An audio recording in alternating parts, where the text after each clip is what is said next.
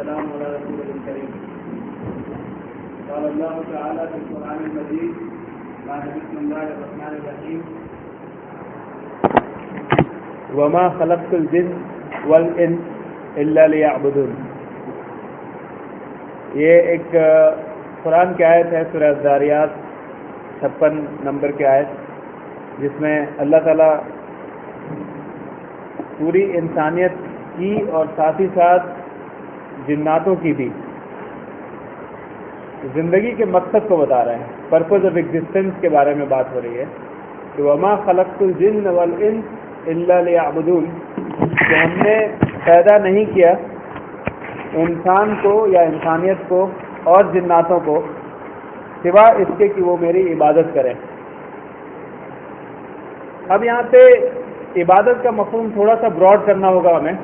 ظاہر بات ہے کہ اللہ نے صرف ہمیں اس لیے پیدا نہیں کیا کہ ہم صرف نماز پڑھیں، صرف روزے رکھیں یا حج کریں یا کچھ عقائد کو فالو کریں، بلکہ اللہ تعالیٰ نے ہمارے اوپر یہ بھی فرض کیا کہ ہم اپنے بچوں کا جسے کہتے ہیں پیٹ پالیں، ان کے لیے جو بھی ایجوکیشن کی ضرورت ہے وہ ایجوکیشن ہم ایکوائر کریں، پڑھیں لکھیں، اس کے علاوہ بزنس کریں. اور یہ سب کے سب کام بھی اللہ تعالیٰ نے یعنی حکم شرعی میں کچھ چیز کو فرض قرار دیا، کچھ چیز کو مندوب قرار دیا، کچھ چیز کو مباح، کچھ چیز کو حرام اور کچھ چیز کو مکروہ قرار دیا. اس سے جو عبادت کا جو کانسیپٹ ہے وہ ایک براڈر ہو گیا، اور وہ عبادت صرف ریچول عبادت تک نہیں رہ گیا کہ نماز پڑھ رہے ہیں یا روزے رکھ رہے ہیں، بلکہ ہر ایک کام جو اللہ کے حکم کے اکارڈنگ کیا جائے، اللہ کے کمانڈس کے اکارڈنگ کیا جائے، اور ہر وہ کام جو اللہ کے محرمات جس چیز کو اللہ نے حرام کر دیا اس سے رک جایا جائے تو پھر وہ عبادت ہو جائے گی.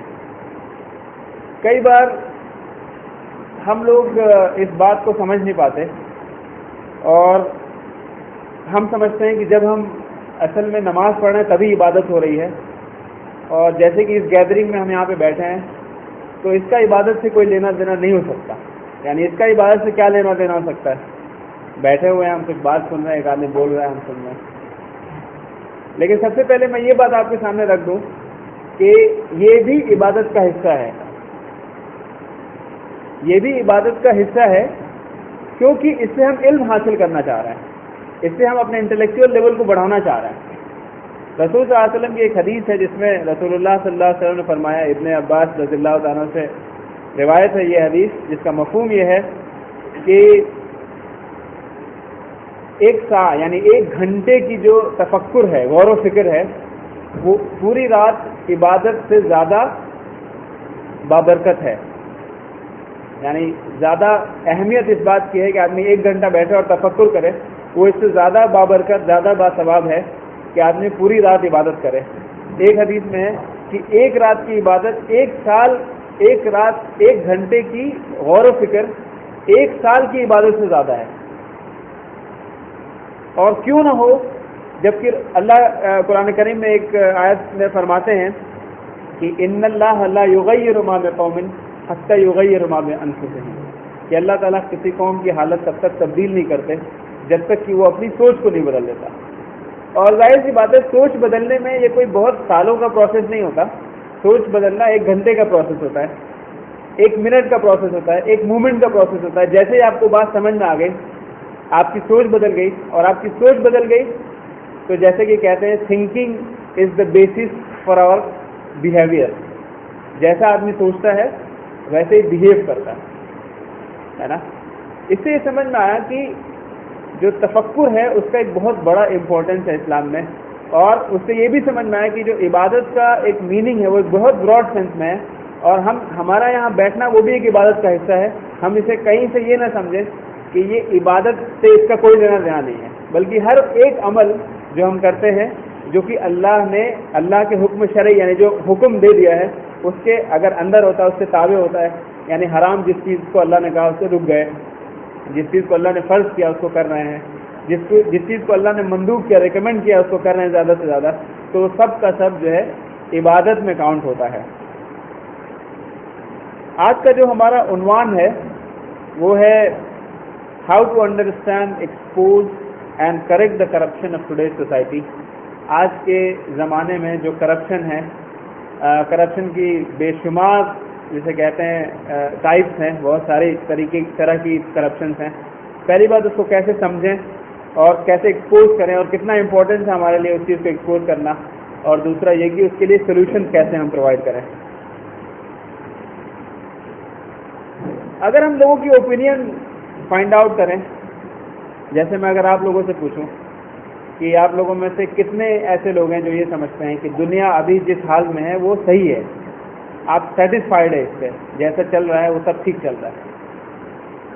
کتنے لوگ ہیں؟ ہاتھ کھڑے کر سکتے ہیں.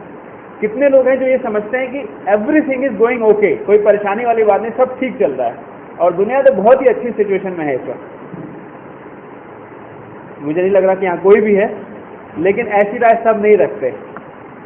ٹھیک ہے، آپ لوگ ریبلس ہیں.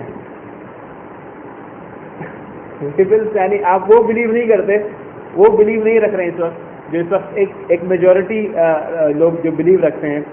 فرید زکریا، شاید آپ لوگوں نے نام سنا ہو، انڈیا بیسڈ UK کا ایک سٹیزن ہے جو ہارورڈ سے پڑھا ہوا ہے. اس نے ہارورڈ میں کمنسمنٹ اسپیچ میں کہا کہ this civilisation is doing amazing and it is doing best ever. Okay, اور اس نے پھر آگے بتایا کہ کیا کیا بیسٹ ایور، میں انشاءاللہ بتاؤں گا آپ کو. اس نے کہا کہ ابھی کی جو سیولائزیشن ہے وہ اب تک کی سب سے بہترین سیولائزیشن ہے. اوکے، یہ کہاں کہہ رہا ہے؟ ہارورڈ میں کمنسمنٹ اسپیچ میں، جس میں پوری کالج ہوتا ہے ایک جگہ، اور اس میں وہ یہ بات کہہ رہا ہے کہ جو سیولائزیشن ہے، پریزنٹ سیولائزیشن ہے، یہ سب سے اس سے بہترین سیولائزیشن ہیومینٹی نے آج تک نہیں دیکھا. ٹھیک ہے، اور سب نے ایکسیپٹ کیا اس بات کو. اس نے کہا کہ آپ کے ہاتھ میں جو موبائل ہے وہ اس سے زیادہ پاورفل انسٹرومنٹ ہے جتنا کہ 60s میں مون پہ جو سیٹلائٹ گیا تھا. ٹھیک ہے، اور اس نے اس کو اس چیز سے ناپا کہ ہم آج کتنے زیادہ پروگریس کر رہے ہیں. اس نے کہا کہ اس سیولائزیشن نے لوگوں کو ایئر اسپیس میں ٹریول کروایا. بائی دا وے آج ہی 12 اپریل ہی ہے، یس 12 اپریل ہی ہے 1961، جبکہ پہلا آدمی جو یوری گیگرین تھا وہ اسپیس میں گیا تھا. بہرحال اس نے اس کا تو ایگزامپل نہیں لیا، لیکن اس نے کہا کہ ہم نے مون پہ جو مشن بھیجا، لوگوں کی لائف ایکسپیکٹینسی بڑھ گئی ہے، مورالٹی ریٹ کم ہو گئی ہے، لٹریسی اس نے کاؤنٹ کیا، اور اس نے کاؤنٹ کیا لٹریسی 100 سالوں میں بہت زیادہ بڑھ گئی ہے. اور دنیا کو اس سیولائزیشن نے ریلوے دیا، الیکٹریسٹی دیا، ایروپلین دیا، اور اس طرح سے بہت ساری چیزیں اس نے کاؤنٹ کروائی، اور اس نے یہ پروف کر دیا کہ اس وقت جو دنیا ہے وہ سب سے بہترین فارم میں ہے اور سب سے بیسٹ سیولائزیشن ابھی تک کی. بہت سے لوگ جو سوسائٹی میں بہت زیادہ پریویلیج نہیں ہیں، جن کی جاب نہیں لگ رہی ہے، بہت پریشان ہیں.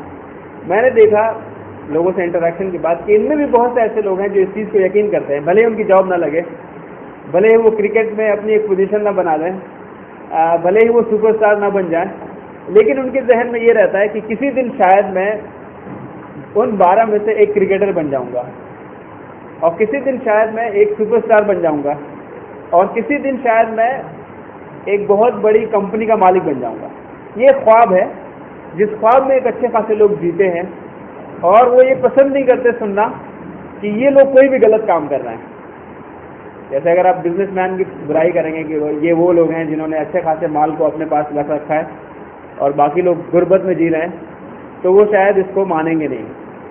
یا آپ دیکھیں، آپ کہیں گے کہ یہ کرکٹرز ہیں جو ایک آرگنائز ڈسٹرکشن کے کیمپین میں ہے، جو لوگوں کے ذہن میں چھائے رہتے ہیں اور ان کو کچھ بھی کریٹو نہیں کرنے دیتے. وہ کہیں گے آپ بہت ہی عجیب بات کر رہے ہیں.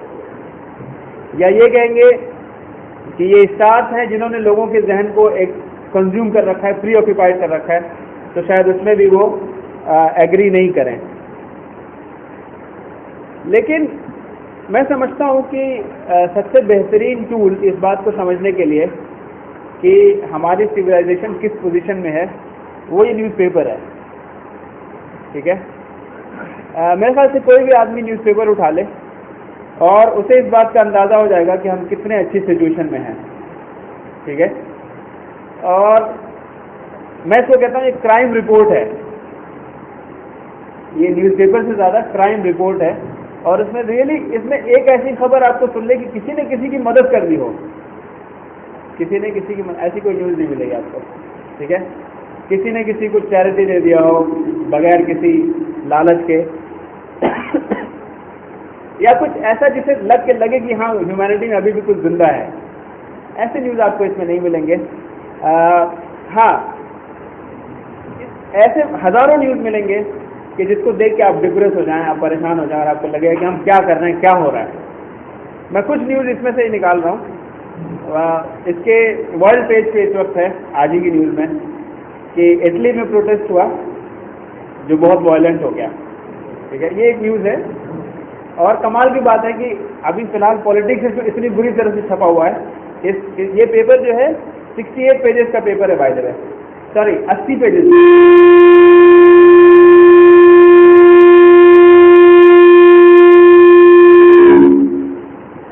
ठीक है। 80 पेजेस का पेपर है बाय द वे। ये इसमें एक ब्रंच भी आता है, वो नहीं है फिलहाल इस वक्त। और 80 पेजेस से मुराद ये आप समझ सकते हैं कि 80 पेजेस और सारे 4 कलर प्रिंटेड हैं। जो लोग प्रिंटिंग में वो समझते हैं 4 कलर प्रिंटिंग का क्या होता है, सिर्फ ब्लैक एंड वाइट नहीं है, सारे बहुत कलरफुल है। और 80 पेज को अगर 4 बार आप मोड़ेंगे तो 420 पेज के आसपास हो जाएगा, ठीक है। लगभग 5 आ जाएंगे इसमें। जो नॉर्मल एक बुक यानी बुक होती है, जो 500 पेज की बुक होगी वो, ठीक है।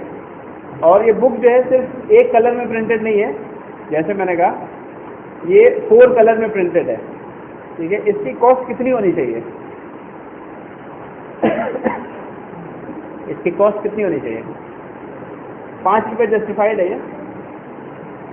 5 रुपये मिल जाएगा आपको? ये नहीं मिल तो जाएगा, लेकिन क्या इसकी वाकई कीमत 5 रुपये होनी चाहिए? नहीं, इसकी कीमत मिनिमम मैं बताऊं आपको 100 रुपये से कम नहीं होना चाहिए आज के पेपर के बारे में। अगर वाकई इतने पेजेस को लेके आप एक बुक की शक्ल में बनाएं, ठीक है। और ये भी समझते चलिए कि ये कितने लोगों को मिलता है ये बुक यानी ये न्यूज़पेपर। एक ऑर्गेनाइजेशन है जो कहते हैं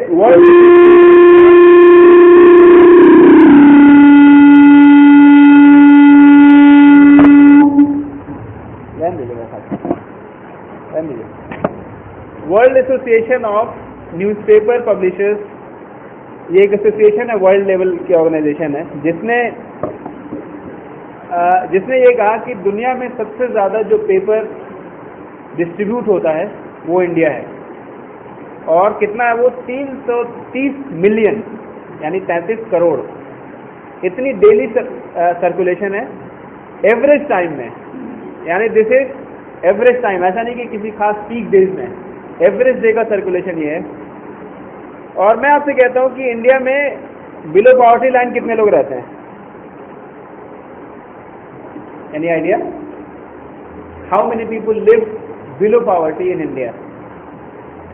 परसेंटेज? नो, इट्स नॉट 70%, ये है अराउंड 40%। डिफरेंट डेटाज में अलग अलग है, बट 32 to 40% मानिए। और 40% का मतलब ये हुआ कि 40 से 50 करोड़ के बीच में, यानी 400 से 500 मिलियन लोग बिलो पॉवर्टी लाइन है। और बिलो पॉवर्टी लाइन का डिफिनेशन आपने रिसेंटली अभी जो शीला दीक्षित ने डिफाइन किया था और आपने सुना होगा कि उनका बिलो पॉवर्टी का डिफिनेशन था कि 38 रुपये अगर एक आदमी कमाता हो अर्बन में, और रूरल में अगर 25 या 28 रुपये अगर कमाता हो तो वो एबव पॉवर्टी लाइन है। यानी 38 रुपये से ज़्यादा अगर कोई कमा रहा है तो वो बिलो पॉवर्टी लाइन नहीं है। और 28 रुपये से ज़्यादा अगर कोई कमाता है रूरल एरिया में तो वो भी पॉवर्टी लाइन के नीचे नहीं है। अब जरा इसको कंपेयर कीजिए इन दोनों प्राइसेस को, इस प्राइस को, और कितने लोगों तक जाता है ये? 330 मिलियन।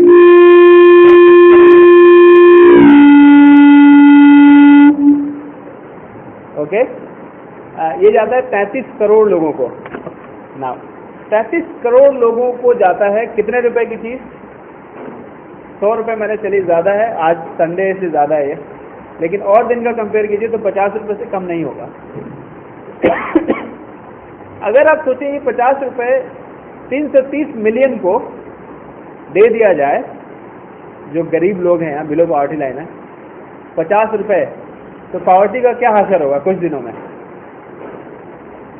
یہاں میں صرف یہ بتانا چاہ رہا ہوں کہ پاورٹی کوئی اتنا بڑا ایشو نہیں ہے کہ اس کو سالو نہ کیا جا سکے.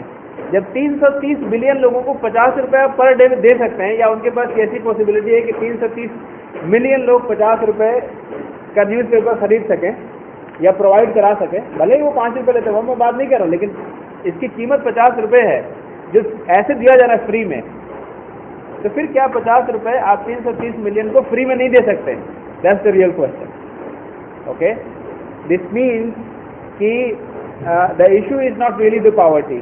ایسی کوئی پاورٹی بہت بڑا ایشو نہیں ہے, ایکسپٹ کہ اس کو کریٹ کیا گیا ہے, اس طرح سے کریٹ کیا گیا ہے کہ ریسورسز کو بتایا گیا کہ یہ لمیٹڈ ہیں اور لوگوں کی جو ضروریات ہیں وہ ان لمیٹڈ ہیں. ٹھیک ہے, اور جو زیادہ انٹیلیجنٹ ہے وہ زیادہ کمائے گا, جو کم انٹیلیجنٹ ہے وہ کم کمائے گا, اور اس لیے لوگ سیٹسفائی رہتے ہیں اس چیز سے. بہرحال جیسے میں نے دوسری نیوز اس میں بتائی کہ پروٹیسٹ چل رہا ہے اٹلی میں, ابھی آج کی خبر ہے یہ, اور یہ بتاتا ہے کہ کیا دنیا صحیح ڈائریکشن میں جا رہی ہے. اگر سب کچھ صحیح ہے تو لوگ پروٹیسٹ کیوں کر رہے ہیں؟ اوکے, اور یہ صرف اٹلی میں نہیں ہو رہا, میں کانٹیننٹ وائز چل رہا ہوں. سب سے پہلے بات کرتے ہیں ساؤتھ امریکہ کی. برازیل میں کچھ دن پہلے پروٹیسٹ ہوا. کس بات کا پروٹیسٹ ہوا؟ ورلڈ کپ کے اگینسٹ. ورلڈ کپ کے اگینسٹ پروٹیسٹ ہوا کہ لوگوں کی ڈیمانڈ یہ تھی کہ ہمیں ہماری جو بیسک نیسیسٹی ہے پہلے اسے تو پورا کراؤ. صرف اسٹیڈیم بنا دینے سے ہمارا کام تھوڑے حل ہوگا. اور ظاہر سی بات ہے, اگر مان لیجیے کہ میں اس کمرے کا مالک ہوں اور آپ لوگ میرے انڈر میں ہیں, اور آپ سب سے پیسے لے کے میں کچھ یہ ہال مینیج کرتا ہوں, اور میں آپ کے سارے پیسے لے کے صرف اسٹیڈیم بناؤں, ٹھیک ہے, اور آپ کی جو بیسک نیسیسٹیز ہیں ایجوکیشن, ہیلتھ, وہ پیسہ لے کے میں اسٹیڈیم بناؤں, تو آپ میرے ساتھ کیا کریں گے؟ اوکے, آپ مجھے یا تو ہٹا دیں گے اگر پاور ہوگی, نہیں ہوگی تو پروٹیسٹ کریں گے. This is what is happening in Brazil. وہیں دوسرا کنٹری ہے وینیزویلا, وہاں پہ کس بات کا پروٹیسٹ ہوا؟ مہنگائی کا. کتنی مہنگائی ہے؟ انفلیشن ریٹ کوئی گیس کرے کیا انفلیشن ریٹ ہوگا؟ Highest wild guess, above 40, more, go ahead. It's not 100%, it's 70%, sorry 67%. 67% inflation کا مطلب سمجھتے ہیں آپ؟ انڈیا میں انفلیشن جو ہے 10-11% ایسے ہے, ٹھیک ہے, تب بھی یہاں پہ یہ ہوتا ہے کہ دودھ لینے جائیں تو نیکسٹ ٹائم پتہ نہیں چلے گا کہ کتنے کا, اس بار کتنے کا مدر ڈیری کا دودھ آ رہا ہے, isn't it؟ لیکن جب 67% ہو جائے تو کیا ہوگا؟ وہاں پہ حال یہ ہے کہ جب لوگ سامان لینے جاتے ہیں تو وہ یہ سوچتے ہیں کہ اس دکان سے لے کہ شاید ابھی اس کے یہاں ریوائز ہو, اس کے یہاں ریوائز نہ ہوا ہو, یا اس ایریا میں ریوائز ہو اور اس ایریا میں ابھی ریوائز نہ ہو, تو وہاں سے لے لیتے ہیں اور انہیں واقعی اس سے فائدہ مل جاتا ہے. اس لیول کا وہاں پہ انفلیشن ہے, یعنی مہنگائی کی بڑھتی ہوئی رفتار ہے. Argentina similar issue, improper governance, یہ بھی کچھ ایشوز ہیں جگہ ان جگہوں پہ. ایکواڈور, یہ بھی ایک جگہ ہے جہاں پہ ہلکے پروٹیسٹ ہوئے لیکن ہوئے. ساؤتھ امریکہ کے میرے خیال سے 12-13 کنٹریز میں سے 4-5 نام میں نے ایسے ہی گنا دیے جو ورلڈ اسٹیج پہ آئے. باقی جو ورلڈ اسٹیج پہ نہیں آئے, چھوٹے موٹے پروٹیسٹ ہوتے رہیں گے, ہمیں نہیں پتا. یورپ کی بات کریں تو جو فکس کنٹری ہیں that is Portugal, Italy, Greece, Spain. یہ سب کی سب وہ کنٹریز ہیں جہاں پہ آسٹیرٹی میجرز لیے گئے. آسٹیرٹی میجرز کا مطلب یہ ہے کہ جو بھی پبلک کو چیزیں فری دی جاتی تھی اس کو روک لیا گیا. یہ جو ایجوکیشن فری تھا یا پینشن اسکیم وغیرہ تھی, ساری چیزیں روک لی گئیں, جس کی وجہ سے وہاں پہ پروٹیسٹ چل رہا ہے. یہاں تک کہ جہاں پہ یہ فرید زکریا ہیں یو کے, وہاں پہ بھی پروٹیسٹ ہوئے. وہاں پہ ان امپلائمنٹ کے پروٹیسٹ ہوئے کہ ہماری جابس نہیں لگ رہی ہیں. آئی ڈونٹ نو کہ یہ کس دنیا میں آدمی رہتا ہے, اور ایسے لوگ رہتے ہیں جو یہ کہہ رہے ہیں سب کچھ اچھا چل رہا ہے, جبکہ چاروں طرف دنیا میں اس وقت پروٹیسٹ ہو رہے ہیں. آپ افریقہ میں آئیے, ایجپٹ سب جانتے ہیں, مجھے نہیں بتانے کی ضرورت ہے کہ ایجپٹ میں کیا چل رہا ہے. Libya, Tunisia, Sudan, Nigeria, central African republic, مالی, کینیا, گھانا, نکارگوا, یہ سب کنٹریز ہیں وہاں کی. یہ وہ پروٹیسٹ ہیں جو ورلڈ لیول پہ آئے, ٹھیک ہے, جو ورلڈ لیول پہ پتہ چلے. باقی چھوٹے پروٹیسٹ میں بات نہیں کر رہا ہوں. مین ریزن کیا تھے ان کے؟ جب آپ ریزنس میں جائیں گے تو آپ پائیں گے امپراپر گورننس, لوگوں کو بیسک جو نیسیسٹیز ہیں یعنی جاب, روٹی کپڑا اور مکان, ٹھیک ہے, basic necessities, education, health, security, یہ ساری چیزیں نہیں مل رہی ہیں, جس کی وجہ سے لوگ مجبور ہو کے پروٹیسٹ کرنے پہ آ گئے. عرب ورلڈ کی بات کریں تو آپ نے دیکھا ہوگا کہ بحرین میں پروٹیسٹ دوبارہ ہوئے. اس کے علاوہ عراق, سیریا, جارڈن, فلسطین ریگولر ایشو, ازبکستان. اگر آپ ساؤتھ ایشیا کی بات کریں تو کمبوڈیا, اگر آپ لوگ نیوز فالو کر رہے ہوں گے تو پتا ہوگا, وہاں پہ بھی پروٹیسٹ چل رہے ہیں, anti government protest. Burma, Indonesia. جو امریکہ جو اس وقت سب سے پورے ورلڈ کو ایک طرح سے لیڈ کر رہا ہے, وہاں پہ بھی بہت سارے پروٹیسٹ ہوئے. پروٹیسٹ وہاں پہ کس طرح کے ہوئے؟ آکیوپائی وال اسٹریٹ, پرانی بات ہے, 2-3 سال پرانی, لیکن وہاں پہ بھی ہوئے. اور جب یہ نیشنل سیکیورٹی ایجنسی نے سرویلینس کیا پوری دنیا کے اوپر, اس کے خلاف بھی پروٹیسٹ ہوئے. جس سے یہ سمجھ میں آ رہا ہے کہ دنیا میں چاروں طرف آپ اٹھا کے نظر دیکھ لیں, ہندوستان کی بھی بات کریں تو جو عام آدمی پارٹی آئی, یہ بھی ایک پروٹیسٹ کے نتیجے سے آئی, ٹھیک ہے. یہ الگ بات ہے کہ جس وجہ سے لوگ پروٹیسٹ کر رہے تھے وہ کہیں سے کہیں پورا نہیں ہوا. بہرحال ایک اور نئی پارٹی آ گئی اس بیچ میں, پروٹیسٹ بہرحال ہوا. اگر میں اس نیوز پیپر کا ایک حصہ اٹھاؤں, اور آپ کو معلوم ہے وہ یا تو ڈیلی ٹائمز ہے یا سٹی, یعنی اس میں آتا ہے ایچ ٹی سٹی کے نام سے, وہاں پہ یہ بات سمجھ میں آ جاتی ہے کہ کتنا ویمن امپاورڈ ہے, جو ان کا ایک کہ ہم ویمن کو امپاور کر رہے ہیں. میرے خیال سے ان پیجز سے صاف سمجھ میں آ جاتا ہے کہ ویمن کو کتنا ویسٹ نے امپاور کیا ہے, ٹھیک ہے.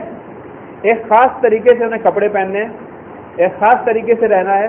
ان کے لیے یہ ایک پریشر رہتا ہے کہ وہ خوبصورت دکھیں, بلکہ I would go more ahead, یعنی سوشل پریشر ہوتا ہے کہ ان کے پاس بوائے فرینڈس ہوں, سوشل پریشر ہوتا ہے کہ they should not be virgin, social pressure ہوتا ہے کہ ان سے یہ کہا جائے کہ وہ کسی کو یہ بتاتے پھریں کہ میں ہاؤس وائف ہوں. حالانکہ یہ سب کی سب چیزیں آپ دیکھیں گے کہ یہ کہیں پہ بھی یہاں پہ ویمن امپاورمنٹ نہیں ہے, یہاں پہ ویمن سبجوگیشن ہے. اگر میں ایک را ایگزامپل لوں, ایک بیل اور ایک گائے, دونوں کو زبردستی میں یہ کہہ دوں کہ دونوں ایکول ہیں اور دونوں کے کام دونوں کو پلٹ دو, آپ سمجھ سکتے ہیں کتنا بڑا انجسٹس ہوگا گائے کے اوپر اور کتنا زیادہ انجسٹس ملے گا اس بیل کے اوپر. بالکل وہی ریسپانسبلٹی, وہی سچویشن یہ ہے, را ایگزامپل ہے. But if you just fit in same situation ہے, جو ذمہ داریاں مردوں کو ہے. میں بھی کل ایک ہاسپٹل میں تھا, کسی وجہ سے مجھے بلڈ دینا پڑا. وہاں پہ میں نے دیکھا کہ ایک آرگنائزیشن ہے, سچا ڈیرا سودا, اوکے, سچا ڈیرا سودا, یس. انہوں نے ایک کیمپین چلایا تھا کہ پورے انڈیا میں وہ غالباً 1,80,000 لوگ ہم لوگ بلڈ دیں گے ایک دن میں. وہ دن کل کا تھا. بہرحال سب جگہ وہ سارے ہاسپٹل میں پہنچ گئے. تو میں نے وہاں پہ سنا ڈاکٹر کو کہتے ہوئے کہ تم عورتوں کو مت لے کے آؤ, عورتوں کو مت لے کے آؤ, عورتیں بلڈ دینے کے کنڈیشنز میں نہیں ہوتی, ان کے ساتھ بہت پرابلم ہو جاتے ہیں اگر انہیں ان سے بلڈ لیا جائے, اور جو ڈاکٹر ہیں وہ شاید بہتر سمجھتے ہیں میری بات. لیکن اس بات جسے کہتے ہیں اس فریم ورک میں ہم یہ پریزنٹ کریں نہیں تم دونوں برابر ہو, تم جیسے مرد کرے گا ویسے عورت کرے گا, وہی کام اس کے ساتھ کراؤ, تو آپ دیکھتے ہیں اس سے صرف اس کو پرابلم ہوتی ہے, وہ کہیں پہ بھی امپاور نہیں ہوتی. ویمن جو امپاور ہوتی ہے وہ صرف اسلام میں ہوتی ہے, ٹھیک ہے, ایک رائل لائف جیتی ہے وہ.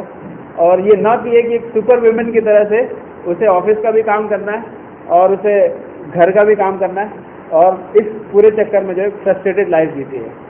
اور میں سمجھتا ہوں کہ جتنے لوگ بھی اس طرح کی کنڈیشن میں ہیں جو کام کرتے ہیں, واقعی ان سے آپ پوچھ سکتے ہیں کہ ہاؤ دے فیل, وہ کیسا محسوس کرتے ہیں اس ڈبل رسپانسبلٹی کو. شاید مرد یہ کام کرتا تو کر لیتا چونکہ وہ فزیکلی زیادہ اسٹرانگر ہے, عورتوں کی بس کی بات نہیں ہوتی. اور سوائے اس کے کہ ایک سوشل پریشر ہوتا ہے کہ لوگ کیا کہیں گے, اور میں نے یہ ایجوکیشن کی ہے تو میں یہ جاب کیوں نہیں کروں. ایک کنفیوژن میں زندگی گزارتی ہے عورت, صرف اس وجہ سے کہ ایک سوشل پریشر ہے اس کے اوپر, اور وہ اپنے آپ کو امپاورڈ فیل کرنا چاہتی ہے. نیوز پیپر کے پہلے ہی پڑھنے پہ ایک خبر ہے کہ موئسٹ جو نکسلسٹ ہیں انہوں نے 14 لوگوں کو مار ڈالا, جس میں سے 7 جو تھے وہ پول آفیشلز تھے. ظاہر سی بات ہے یہ ایک سیپریٹسٹ موومنٹ ہے, ہم سب جانتے ہیں, جو اپنے آپ کو انڈیا سے الگ ہونے کی بات کرتا ہے، اور 620 ڈسٹرکٹ میں سے 200 کے آس پاس ڈسٹرکٹ ایسے ہیں جہاں پہ ان کی پوری ایک پیرلل گورننس چلتی ہے. جس طرح کے ٹیکسز انڈیا لیتا ہے اسی طرح کے ٹیکسز یہ بھی لیتے ہیں اور لوگوں کو وہاں پہ دینا پڑتا ہے. اور سیپریٹسٹ موومنٹ پروٹیسٹ سے ایک قدم آگے کی بات ہے. پروٹیسٹ جب آپ کر رہے ہیں تب آپ یہ سمجھتے ہیں کہ میں اسی گورنمنٹ اسی فیملی کا پارٹ ہوں، مجھے کوئی چیز نہیں مل رہا ہے، میں پروٹیسٹ کر رہا ہوں. لیکن جب آپ سیپریٹسٹ موومنٹ کی بات کرنے لگتے ہیں تو اس کا مطلب اب آپ اپنے آپ کو ان سے لنک بھی نہیں کرتے بلکہ آپ اپنا ایک سپریشن چاہتے ہیں. اور یہ کنڈیشن انڈیا میں صرف نکسلزم کے ساتھ نہیں ہے. الفا جو 7 سسٹر اسٹیٹس ہیں آگے، کشمیر، ساؤتھ انڈیا، مہاراشٹر، بہت سارے ایسے ایریاز ہیں جہاں پہ ایک سیپریٹسٹ موومنٹ چل رہے ہیں. انڈیا کی اگر بات چھوڑ دیں ورلڈ کی تو میرے پاس کوئی کاؤنٹ نہیں ہے، لیکن بہرحال میں سمجھتا ہوں کہ ہر کنٹری میں کچھ ایک ایسے حصے ضرور ہیں جہاں پہ ایک سیپریٹسٹ موومنٹ چل رہا ہے. اور اس کا سمپل سا مطلب یہ ہے کہ ان کے ریسورسز کو تو لے رہے ہیں آپ اور جو ان کا حق ہے وہ نہیں دے رہے ہیں. That's the only reason. وہ جو سیپریٹسٹ ہوتے ہیں یا جو پروٹیسٹ ہوتے ہیں وہ ایسا نہیں چاہتے کہ آپ آ کے یا گورنمنٹ آ کے ان کا اپنا کام کرے اور وہ چپ چاپ سوئے رہے. کوئی یہ نہیں چاہتا. لوگ صرف یہ چاہتے ہیں کہ ان کی جو بیسک نیسیسٹیز ہیں وہ پوری ہو جائیں. ایک آدمی یہ نہیں کہہ رہا کہ مجھے کھانا لا کے دو، کہتا ہے مجھے جاب دو. There is nothing wrong in this demand. وہ یہ نہیں کہہ رہا میں سوؤں گا اور مجھے کھانا دو، نہیں، وہ کہتا ہے مجھے جاب دو، میں کام کروں گا تاکہ میں اپنے لیے کماؤں پیسے. لیکن سسٹم وہ بھی پرووائڈ نہیں کرتا، بلکہ صرف کچھ لوگوں کو جو امیر ہیں وہ اور امیر تر ہوتے جاتے ہیں. جیسے کہ ابھی 2008 کے بعد سے آپ جانتے ہیں کہ ایک ریسیشن چلا اور 13-14 میں اب وہ بات آ رہی ہے کہ دوبارہ سے وہ ایک ڈبل ڈپ میں ریسیشن جا رہا ہے. حالانکہ دنیا کو یہ شو کیا جا رہا ہے کہ اب ہم ریکور کر رہے ہیں. لیکن اگر ہم واقعی فائنڈ آؤٹ کریں کہ لوگوں کی جاب کتنی آسانی سے مل رہی ہے، کیا جاب ہے مارکیٹ میں، ٹھیک ہے، کیا پیسہ ہے مارکیٹ میں، آپ دیکھیں گے نہیں ہے.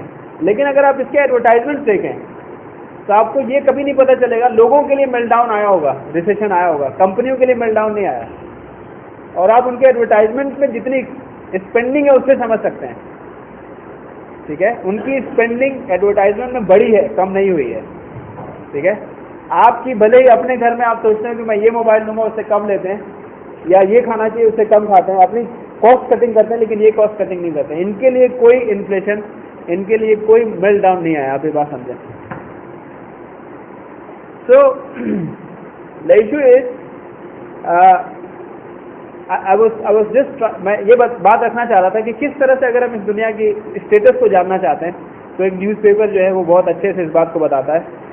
میں نے صبح سے اسٹڈی کی اس نیوز پیپر کی اور میں نے پایا کہ فی الحال تو پوری طرح سے الیکشن چھایا ہوا ہے، اور میں سمجھتا ہوں at the cost of election بہت ساری نیوز چھپ ہی نہیں رہی ہیں فی الحال. پہلے مجھے یاد ہے کوئی بھی ایسا نیوز پیپر نہیں ملتا تھا جس میں ایسے انسیڈنٹس نہ مل جائے جو مرڈر، ریپ، جسے کہتے ہیں سوئسائڈ. لیکن مجھے لگتا ہے کہ وہ ابھی بین کر دیے گئے ہیں یا ان سب چیزوں کے لیے جگہ نہیں ہے. یا اللہ کی سے بہتر امید ہے کہ ہو سکتا ہے ایسا نہیں ہو رہا ہو. لیکن بہرحال پہلے مجھے کبھی ایسا نہیں ملا، لیکن آج میں پہلی بار میں نے نیوز پیپر کھولا اور مجھے ایسے انسیڈنٹس نہیں ملے، بلکہ صرف 4-5 پیج تو ایسے ہیں جس صرف پول کے اوپر ہیں. بہرحال دوسری چیز یہ کہ جو سوسائٹی میں جو ایک سائیکولوجیکل پرابلمس لوگوں کے اندر آ رہے ہیں. جیسے ایک انسیڈنٹ ہوا کہ کوئی لڑکا ہے 20 سال کا، وہ بلیڈ لے کے نکلا اور اس نے جسے دیکھا اسے جو ہے بلیڈ مارنا شروع کر دیا. ٹھیک ہے بھائی، ہمارے یہاں گن ون نہیں ہوتے تو اس نے بلیڈ مارا، لیکن آپ US وغیرہ میں دیکھیں تو وہاں پہ گن ہے، وہ گن کلچر ہے، وہ گن نکالتے ہیں، وہ ڈھونڈ لیتے ہیں لوگوں کو اپنے اسکول میں، کالج میں، ایسے جہاں گئے، مال میں، اور ایسے ہزاروں انسیڈنٹس ہیں. اور یہ پوائنٹس کرتے ہیں کسی طرف، یہ آربیٹریرلی نہیں ہے، یہ بہت ساری چیزیں ڈیپ ہڈن میننگس ہیں ان کے پیچھے کہ آخر کیا وجہ ہے کہ آج کا یوتھ اتنا زیادہ لائف کو لے کے ڈرائی ہو چکا ہے، پرپز اس کے سامنے کچھ نہیں ہے. ٹھیک ہے، وہ اپنی زندگی، اس کی زندگی کیوں ہے یا کیوں نہیں ہے اس کے بارے میں وہ کچھ نہیں جانتا. وہ بس کچھ چیزیں ایکسائٹنگ دیکھتا ہے اور اس کو کر گزرتا ہے. ٹھیک ہے. یہ بھی ایک پرابلم ہے سوسائٹی میں جو اس وقت پریویلنٹ ہے, لیکن گورننس لیول پہ اس کو کوئی ریکوگنیشن نہیں ہے, سوائے اس کے کہ ایسا ہو جاتا ہے تو اس کو بس یعنی ظاہر بات ہے اس کے بعد روکنے کی جو کوشش کر سکتے ہیں وہ کرتے ہیں.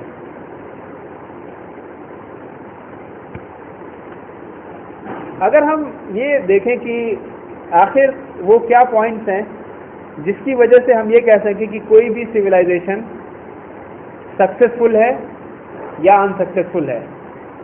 میں نے بہت سارے پوائنٹس رکھے, اس میں اور بھی بہت سارے پوائنٹس ہوں گے, میں اس کو سب کو نہیں کاؤنٹ کر رہا ہوں, لیکن کیا وہ بیسس ہے جس کی وجہ سے ہم یہ ڈیفائن کر سکیں کہ کوئی بھی آئیڈیالوجی یا سسٹم صحیح ہے یا صحیح نہیں ہے. تو اس بیسس پہ یہ ریکگنائز کرنا کہ یہ سویلائزیشن بہت اچھی ہے, یہ آئیڈیالوجی بہت اچھی ہے کہ ہمارے پاس ریلوے ہے اور ہمارے پاس ایروپلین ہے اور ہم اسپیس میں جا رہے ہیں, یہ صحیح نہیں ہے. کیونکہ کوئی بھی سویلائزیشن ریلوے کے لیے نہیں بنی ہے, کوئی بھی سویلائزیشن ایروپلین کے لیے نہیں بنی ہے, کوئی بھی سویلائزیشن اسپیس کے لیے نہیں بنی ہے. سویلائزیشن بنی ہے کس کے لیے؟ انسان کے لیے. اوکے سویلائزیشن کس کے لیے ہے؟ انسان کے لیے. آئیڈیالوجی کس کے لیے؟ انسان کے لیے. تو کوئی بھی سویلائزیشن صحیح ہے یا غلط ہے اس سے ڈیسائیڈ ہوگا کہ انسان سیٹسفائیڈ ہے یا ڈس سیٹسفائیڈ ہے. اس سے نہیں ہوگا کہ انہوں نے کتنے ایروپلین بنا دیے. جیسے ایک امریکن تھنکر ہے,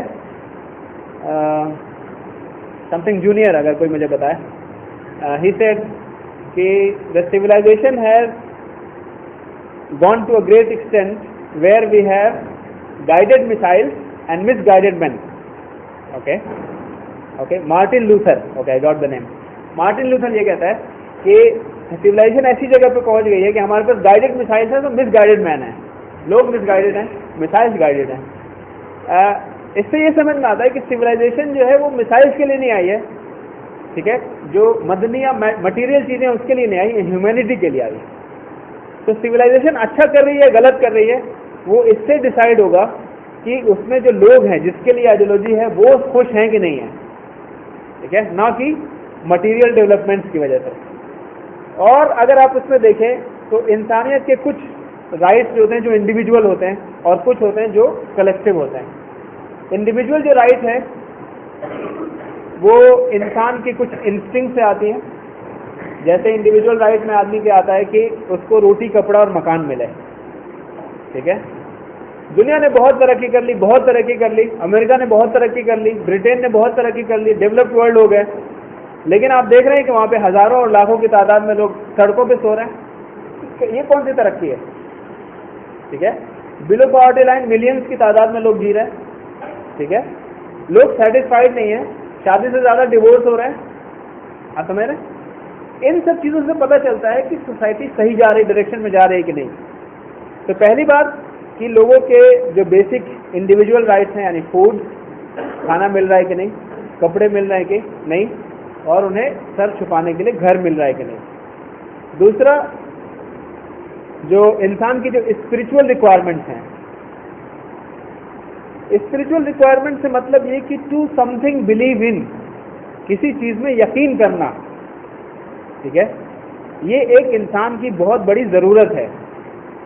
ٹھیک ہے, اس بات کو ہم سمجھیں کہ انسان, ہر ایک انسان یہ سمجھتا ہے کہ میں بہت ہی کمزور آدمی ہوں, ٹھیک ہے, میں بہت کمزور ہوں نیچر کے سامنے, ٹھیک ہے. بیمار ہو گیا تو دیکھتا ہے لوگ مرتے ہیں, کچھ نہیں کر پاتا. بہت ساری مجبور لوگوں کو دیکھتا ہے, کچھ بھی نہیں کر پاتا, اور وہ انٹرنلی خوب کنونس ہوتا ہے کہ میں کمزور ہوں, اور اس لیے وہ یہ چاہتا ہے کہ کسی کے اوپر میں بلیو کروں جو یہ کہہ سکے کہ نہیں نہیں میں ہوں. ٹھیک ہے, یہ ایک انسان کی فطری ضرورت ہے, اسپریچول ریکوائرمنٹ ہے. اس لیے اگر وہ ایک پتھر کو بھی خدا مانتا ہے, ٹھیک ہے, یا ایک نان ایگزسٹنٹ آدمی کو بھی مانتا ہے کہ ہاں کوئی ہے جو میرے اوپر, جس کا سر ہے, جس کا ہاتھ ہے میرے سر پہ, تو پھر اس کے سامنے کوئی بھی مصیبت آ جائے وہ کہتا ہے کہ گرو جی دیکھیں گے, سنت جی دیکھیں گے, بھگوان جی دیکھیں گے, اللہ مالک ہے, ٹھیک ہے, اور وہ اپنی سارے برڈنس کو اٹھا کے کہیں شفٹ کر دیتا ہے. ٹھیک ہے, لیکن جب آدمی ایسی سچویشن میں ہوتا ہے کہ وہ یہ سمجھتا ہے کہ یہ سب کام میں ہی کر رہا ہوں, یہ جو کیا کہتے ہیں پتھر ہیں خدا نہیں ہے، ٹھیک ہے، کوئی سنت منت نہیں ہوتا، ٹھیک ہے، کوئی آدمی خدا نہیں ہے اور کوئی خدا بھی نہیں ہے، یعنی کوئی اللہ بھی نہیں ہے، تو پھر اس کے پاس کچھ بھی بلیو کرنے کو لیے نہیں ہوتا، اور وہ کیا کرتا ہے صرف اپنے ہی اوپر سمجھتا ہے جو ہے وہ میں ہی ہوں. اور پھر جب اس کے سامنے ایسی مصیبتیں آتی ہیں کہ جب اسے ماننا پڑتا ہے، جب اسے سمجھ میں آ جاتا ہے کہ کوئی نہیں ہے، تم بہت کمزور ہو، تو پھر وہ کہتا ہے آئی کوئٹ، ٹھیک ہے، پھر وہ کہتا ہے گیو اپ. اور یہ وہ ریزن ہے جو اس وقت دنیا میں ٹاپ ریزن ہے ڈیتھ کا، ٹاپ 10 ریزن ہے ڈیتھ کا، جسے کہتے ہیں سوئسائڈ. ٹھیک ہے، اسلام اس اسپرچل ریکوائرمنٹ کو سمجھتا ہے اور اس کی صحیح فیڈنگ دیتا ہے. ٹھیک ہے نا، صحیح فیڈنگ دیتا ہے. جیسے میں نے کہا کھانا کچھ بھی کھا لیجیے لیکن کچھ صحیح کھانا اور کچھ غلط کھانا. تو اس کی جو صحیح ریکوائرمنٹ ہے، صحیح جو فیڈ ہے وہ ہے اللہ کے اوپر ایمان، اور جو غلط ریکوائرمنٹ ہے، جو غلط فیڈ ہے، وہ جیسے اس کے ساتھ شرک کرنا یا دوسرے چیزوں کے اوپر یقین کرنا. اسی طرح سے انسان کی جو مورل ریکوائرمنٹس ہیں کہ میری عزت ہو سوسائٹی میں، لوگ بڑے کی عزت کریں، ٹیچروں کی عزت ہو. ٹھیک ہے، میں ایگزامپلس میں نہیں جانا چاہتا، لیکن ایسے ایگزامپلس میں سمجھتا ہوں کہ آپ لوگ کے ذہن میں ہوگی جس میں سوسائٹی سے اس طرح کی مورالٹی، لوگوں کی مدد کرنا بیوقوفی سمجھی جاتی ہے، اپنے کو نقصان پہنچا کے کسی کو فائدہ پہنچانا اسٹوپڈ کہا جائے گا اسے. الٹروئسٹ جو ہوتا ہے اسے بھی بیوقوف سمجھا جائے گا. ٹھیک ہے، یعنی اور بڑوں کی مذاق اڑانا، ٹھیک ہے، ٹیچروں کا مذاق اڑانا، یہ سب چیزیں جو مورلی جو ہے جو کرپشن ہے وہ بھی اس وقت سوسائٹی میں پوری طرح سے ہے. ظاہر بات ہے کہ ویسٹ یا جو ابھی جو کرنٹ سویلائزیشن ہے وہ ان سارے ریکوائرمنٹ میں سے کسی بھی ریکوائرمنٹ کو پوری نہیں کر پا رہا ہے. نہ لوگوں کی economic right, food, cloth, shelter, نہ ہی اسپرچل ریکوائرمنٹ، نہ ہی مورل ریکوائرمنٹ جو انسان کی ہے اسے وہ پورا کر رہا ہے. اسی طرح سے جو کلیکٹیو ریکوائرمنٹس ہیں انسان کی، وہ ہے کہ ایجوکیشن ملے سب کو. ٹھیک ہے، شاید اس پر ڈبیٹ کیا جا سکے کہ ویسٹ کر رہا ہے یا نہیں کر رہا، لیکن یہ تو ضرور ماننا پڑے گا کہ ویسٹ اگر کر بھی رہا ہے ایجوکیشن، لوگوں کو ایجوکیٹ کر بھی رہا ہے، تو ایک تو پراپر ایجوکیشن نہیں ہے، اور دوسرا یہ کہ وہ بہت ہی مہنگائی پہ ہے، یعنی it's not free of cost, جو کہ اسلام میں فری آف کاسٹ ہے. اور اسی طرح سے ہیلتھ ہے. انڈیا کی کنڈیشن میں تو میں یہی کہوں گا کہ ایجوکیشن اور ہیلتھ دونوں ہی امیروں کے لیے ہے. جس کے پاس جو بلو پاورٹی لائن ہے وہ نہیں سوچ سکتے اس کے بارے میں، ہیلتھ کے لیے بھی اور ایجوکیشن کے لیے بھی. تیسری جو ایک کلیکٹیو جو ضروریات ہوتی ہے، ضرورت ہوتی ہے، وہ ہے سیکیورٹی کی. کسی بھی سویلائزیشن میں جو کلیکٹیو ریکوائرمنٹ ہے وہ ہے سیکیورٹی کی. میری عزت سیکیور ہو، میری زندگی سیکیور ہو، میرا مال سیکیور ہو. اس سسٹم میں کہیں بھی مائنورٹی سیکیور نہیں ہے. ٹھیک ہے، اور اس کے ایگزامپلس ہزاروں ہیں. چاہے آپ سری لنکا میں دیکھ لیں جو مائنورٹی میں ہے، چاہے آپ پاکستان میں دیکھ لیں جو مائنورٹی میں ہے ہندو، چاہے آپ ہندوستان میں دیکھ لیں جو مائنورٹی میں ہے مسلم، چاہے کہیں بھی دیکھ لیں جہاں پہ بھی ڈیموکریسی ہے، یہ کیپٹلسٹ نظام ہے، وہاں پہ مائنورٹی پس رہا ہے. مائنورٹی جو ہے ریسیونگ اینڈ پہ. اس سے یہ سمجھ میں آیا کہ یہ جو پریزنٹ سسٹم ہے نہ تو کسی انڈیویجول رائٹ کو پوری طرح سے فلفل کر پا رہا ہے اور نہ ہی کسی کلیکٹیو رائٹ کو. ٹائمز آف انڈیا میں ایک آرٹیکل آتا ہے جسے سم تھنگ سوامی کر کے کوئی لکھتا ہے، وہ اپنے آپ کو کہتا ہے سوامی نامکس. وہ اس کا نام ہی رکھتا ہے سوامی نامکس. اس نے کہا کہ capitalism is as flawed as any other system. اس نے ریسنٹلی ایک آرٹیکل میں لکھا، جبکہ وہ ہمیشہ اس چیز کو پروپوگیٹ کیا کرتا تھا کہ کیپٹلزم اچھا تو ہے، ہندوستان میں چونکہ اچھے سے امپلیمنٹڈ نہیں، اس لیے اس میں پرابلم ہے. لیکن اس نے کچھ ایگزامپلس اٹھایا اور جب اس نے بتایا کہ کرپشن جتنا انڈیا میں ہے اس سے کہیں زیادہ ویسٹ میں ہے، تو پھر اس نے کہا کہ یہ پرابلم صرف انڈیا کی نہیں ہے بلکہ یہ پرابلم سسٹم کی ہے، اور وہ ہے کیپٹلزم. جس طرح سے انڈیا میں پریشان کر رہا ہے لوگوں کو، ویسے ہی ویسٹ میں بھی پریشان کر رہا ہے. اس نے کہا کہ یہ ایک فلاڈ سسٹم ہے. ایک سروے کے مطابق BBC 1/3 برٹش یہ بلیو کرتے ہیں کہ کیپٹلزم از انہیرنٹلی فلاڈ، یعنی اندرونی طریقے سے کیپٹلزم میں کمزوری ہے، ٹھیک ہے، اور 70% لوگ یہ بلیو کرتے ہیں کہ اس میں بدلاؤ کی ضرورت ہے، ٹھیک ہے۔ ایک اکانومسٹ ہے جس کا نام ہے برناکو ہارورڈ، وہ یہ کہتا ہے، دھیان سے سنیے گا، it is now well known that capitalist development leads to concentration of capital, employment and power. It is somewhat but less known that it leads to almost complete destruction of economic freedom. اس نے کہا کہ یہ بات تو دھیرے دھیرے سمجھ میں آنے لگی ہے لوگوں کو کہ جہاں پہ بھی کیپٹلسٹ گیا ہے وہاں پہ اس نے پیسہ، جاب اور پاور ایک کنسنٹریٹ کر دیا، یعنی کچھ لوگوں کے ہاتھ میں دے دیا ہے. اس نے کہا یہ بات تو اب کھل کے سامنے آ رہی ہے، لیکن کیا کھل کے نہیں آ رہی ہے اور سچ ہے وہ یہ کہ یہ اکانومی جو یہ کہتا ہے کہ ہم فری اکانومی میں بلیو کرتے ہیں، یعنی anything which has demand can be sold. ان کی پالیسی ہے، لیسے فیئر کہتے ہیں فرینچ میں. اس پالیسی کو پروموٹ کرتے ہیں کہ سب کوئی فری ہے، جو چاہے خریدے جو چاہے بیچے. لیکن اس میں بھی وہ کہہ رہا ہے کہ نہیں، یہاں کوئی اکنامک فریڈم نہیں ہے. اور اس کے ایگزامپل ابھی پرسوں کے نیوز پیپر میں چھپا تھا، جبکہ سن فارما نے رینبیکسی کو خرید لیا. ٹھیک ہے، سن فارما نے رینبیکسی کو خرید لیا. مراد یہ کہ ایک مونوپولی کا انوائرمنٹ ہے جہاں پہ ایک بڑی مچھلی جو ہے دوسری مچھلی کو کھا لیتی ہے، اور جب اور مچھلیاں نہیں رہتی ہیں تو پھر اپنے حساب سے وہ ریٹ لگاتی ہے چیزوں پہ. وہی کام پیپسی یا کوک نے کیا، اور اس طرح سے اور بہت سارے ایگزامپلس ہیں.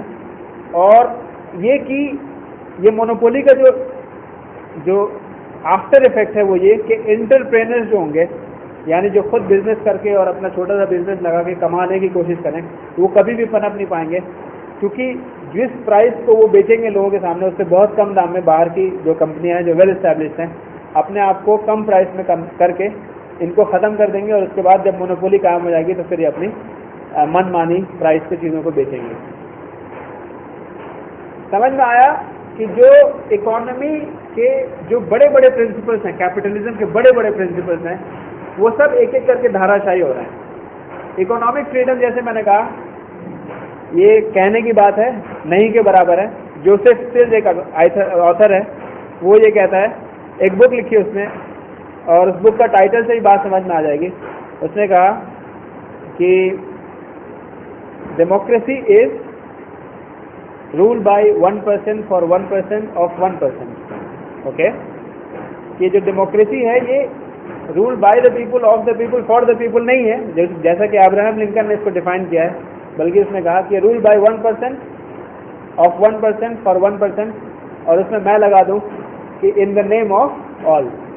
ٹھیک ہے، نام یہ ہوتا ہے کہ یہ سب کوئی کر رہا ہے، لیکن اصل کرنے والے جو لوگ ہوتے ہیں یہ کچھ لوگ ہوتے ہیں. اور یہ اصل میں کوئی ڈیموکریسی نہیں ہے، یہ پلوٹوکریسی ہے، جس میں جس کے پاس پیسہ ہے وہ رول کرتا ہے. ٹھیک ہے، تو پہلی بات تو یہ اکنامک فریڈم. دوسری بات یہ سویلائزیشن جو کہتا ہے کہ ہم جو ہے پرسنل فریڈم دیتے ہیں لوگوں کو. ٹھیک ہے، لوگوں کو پرسنل فریڈم دیتے ہیں، جیسے جینا ہے جیو. ٹھیک ہے، اور اس وجہ سے بہت فیمس بھی ہے. لیکن ریسنٹلی جو انہوں نے NSA کے ذریعے سرویلینس کرایا پورے ورلڈ میں، اور جو کہ کھل کے آ گیا نیشنل سیکیورٹی ایجنسی کے تھرو، جنہوں نے پورے سرویلینس کرایا پورے دنیا کا، جو کھل کے آیا کہ یہ پوری دنیا کے جتنے بھی ای میلز ہیں اور اسکائپ پہ جو باتیں ہوتی ہیں اور جو لوگ فون کرتے ہیں ایک دوسرے کو، وہ ٹیپ کیے جاتے ہیں، اور انہیں پتا ہوتا ہے کہ کون کس سے کیا بات کر رہا ہے. اور ویکی لیگ کے ذریعے جو لوگوں کے سامنے چیزیں آئیں کہ کون سے کنگ کے ساتھ اس کے کیا ریلیشنز تھے، اور لوگوں کے پرسنل لیول تک کی بھی جو باتیں تھیں وہ سب کے سب سامنے لوگوں کے آ گئیں. اس سے یہ بھی سمجھ میں آ گیا کہ کس حد تک یہ پرسنل فریڈم ہے. آپ کو جو یہ کہا جاتا ہے کہ آپ کو پرسنل فریڈم ہے، کس حد تک یہ سمجھ میں آ گیا. آپ کو کتنا آپ کو فریڈم اس بات کا دیا جاتا ہے کہ آپ ٹریڈ کریں، یہ بھی آپ کو سمجھ میں آ جانا چاہیے. کتنا انہوں نے ویمن کو امپاور کیا ہے وہ بھی آپ نیوز پیپر دیکھ کے سمجھ سکتے ہیں. اور جیسے میں نے کہا ڈیموکریسی ایک ایسا ٹول ہے جس میں لوگوں کو ایک بار ووٹ دے کے اور اینستھیزیا دے دیا جاتا ہے اور وہ یہ سمجھتے رہتے ہیں کہ میرا بہت بڑا رول ہے اس کنٹری کو چلانے میں، اور اصل ریالٹی یہ ہوتی ہے کہ ان کا کوئی رول نہیں ہوتا. انہیں ایک ووٹ دے کے چھوٹا سا اور اسے کنارے رکھ دیا جاتا ہے کہ 5 سال تک بولنا نہیں تم. ٹھیک ہے، یہ سچویشن ہوتی ہے ان کی، اور وہ یہ سمجھتے ہیں کہ کتنا میرا رول ہے، میں چلا رہا ہوں کنٹری. یہ صرف اسے کہیں گے ووٹ آف اینستھیزیا ہے، یہ اس سے زیادہ کچھ نہیں ہے، اور لوگ خوش ہو جاتے ہیں میرا بھی اس میں رول ہے. کوئی رول نہیں ہے آپ کا. رہی بات ہیومن رائٹس کی جو اس کو پرپوز کرتے ہیں، یہ لیک ڈاکیومنٹ سے یہ پتا چلا کہ CIA نے ایسے مینولز بنا رکھے، مینولز کہ کس طرح سے لوگوں کو ٹارچر کرنا ہے. آج میں نے کیسے لوگوں کو ٹارچر کرنا ہے اس کے مینولز ہیں ان کے پاس. اور دنیا نے دیکھا کہ انہوں نے بیک گراؤنڈ میں کیا کیا، ابو غریب عراق میں کیا کیا، اور جو گوانٹانامو بے ہے کیوبا میں، اس میں جو پولیٹیکل پرزنرز کے ساتھ انہوں نے کیا کیا، یہ سب کے سامنے ظاہر ہو گیا. مراد یہ ہے کہ جن چیزوں کو لے کے یہ دنیا کو لبھاتے ہیں کہ ہمارے پاس ڈیموکریسی ہے، ہمارے پاس ہیومن رائٹس ہے، ہمارے پاس ویمن امپاورمنٹ ہے، ہمارے پاس اکانومک اسٹیبلٹی ہے. ٹھیک ہے، یہ اس وقت دنیا کے سامنے آ چکا ہے کہ یہ سب کے سب جو ہے فراڈ ہیں، اور ایسی کوئی حقیقت نہیں ہے اس آئیڈیالوجی کی کہ یہ انسان کو ایک ایسی زندگی دے سکے جو سیٹسفائیڈ ہو، پیس ہو، اور اس کی زندگی میں جو اس کی بیسک ریکوائرمنٹس ہوں ملتی ہوں. اچھا، ایک چیز اور بھی سمجھتے چلیں، ان کا ایک نعرہ یہ بھی ہے کہ ہم نیشن اسٹیٹس بناتے ہیں اور ہم لوگوں کی سوورنٹی برقرار رکھتے ہیں. نیشن اسٹیٹس یعنی انڈیا اور پاکستان بنا دیا، اور دونوں کو ایک سوورنٹی بنا دیا، اور کسی کو یہ حق نہیں ہے کہ کسی کی زمین پہ قبضہ کر لے. ایک یونائٹڈ نیشن بنا دیا، ایک IMF بنا دیا، ورلڈ بینک بنا دیا، اور پوری 800 ملٹری بیسز پوری دنیا میں پھیلا لی، اور اس کی طرح سے پوری دنیا کو گورن کر رہے ہیں. یہ بھی ان کی بات کھل گئی صاحب، جو یوکرین میں ہوا اور جو سینٹرل افریقن ریپبلک میں ہوا. یوکرین میں کیا ہوا کہ اس یوکرین کی نیشنلٹی کہاں گئی؟ آپ سوچیے، وہ بھی تو ایک نیشن اسٹیٹ تھا. رشیا آ کے اس کا کرائمیا لے گیا. کرائمیا ایک اچھا خاصا بڑا سا ایک حصہ ہے جو بلیک سی کے اندر ہے، اگر آپ دیکھیں. وہ لے کے چلا گیا، کوئی روکنے نہیں آیا سوائے یہ کہ ہم اس کے اوپر سینکشن لگا دیں گے، یہ لگا دیں گے، وہ لگا دیں گے، تم بولتے رہو. وہ اپنا لے کے چلا گیا، اور ابھی بھی رشیا کے اچھے خاصے ایسٹرن حصے پہ ابھی بھی قبضہ کر رہا ہے. اصل بات پتہ یہ چلی کہ وہ اصل یوکرین کا ہے ہی نہیں. یوکرین کا نہیں ہے، وہ پہلے رشیا کا تھا. اب امریکہ نے اس پہ کنٹرول کیا تو آدھا رشیا لے کے بھاگ گیا. حقیقت یہ سمجھ میں آئی کہ یہ یوکرین والوں کا ہے ہی نہیں. یہ اصل میں غلام تھا پہلے رشیا کا. امریکہ نے اس پہ کچھ قبضہ کیا، رشیا نے کہا چلو جتنا مل جائے اتنا لے لو، اور اس نے کرائمیا لے لیا.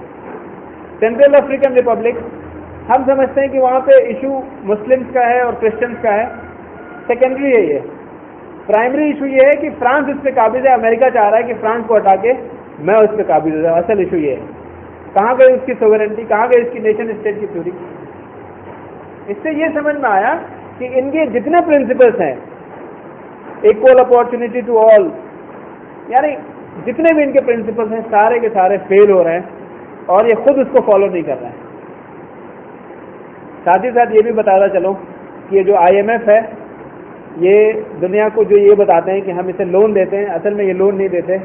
یہ اسی طرح سے ایک زمیندار کی طرح سے ہیں جو ایک غریب آدمی کو جو ہے کچھ پیسے دیتا ہے اور اس سے چوس لیتا ہے اس کے سارے ریسورسز جو بھی وہ پیدا کرتا ہے اپنے کھیت میں سے، وہ ساری چیزیں نوچ ڈالتے ہیں یہ لوگ.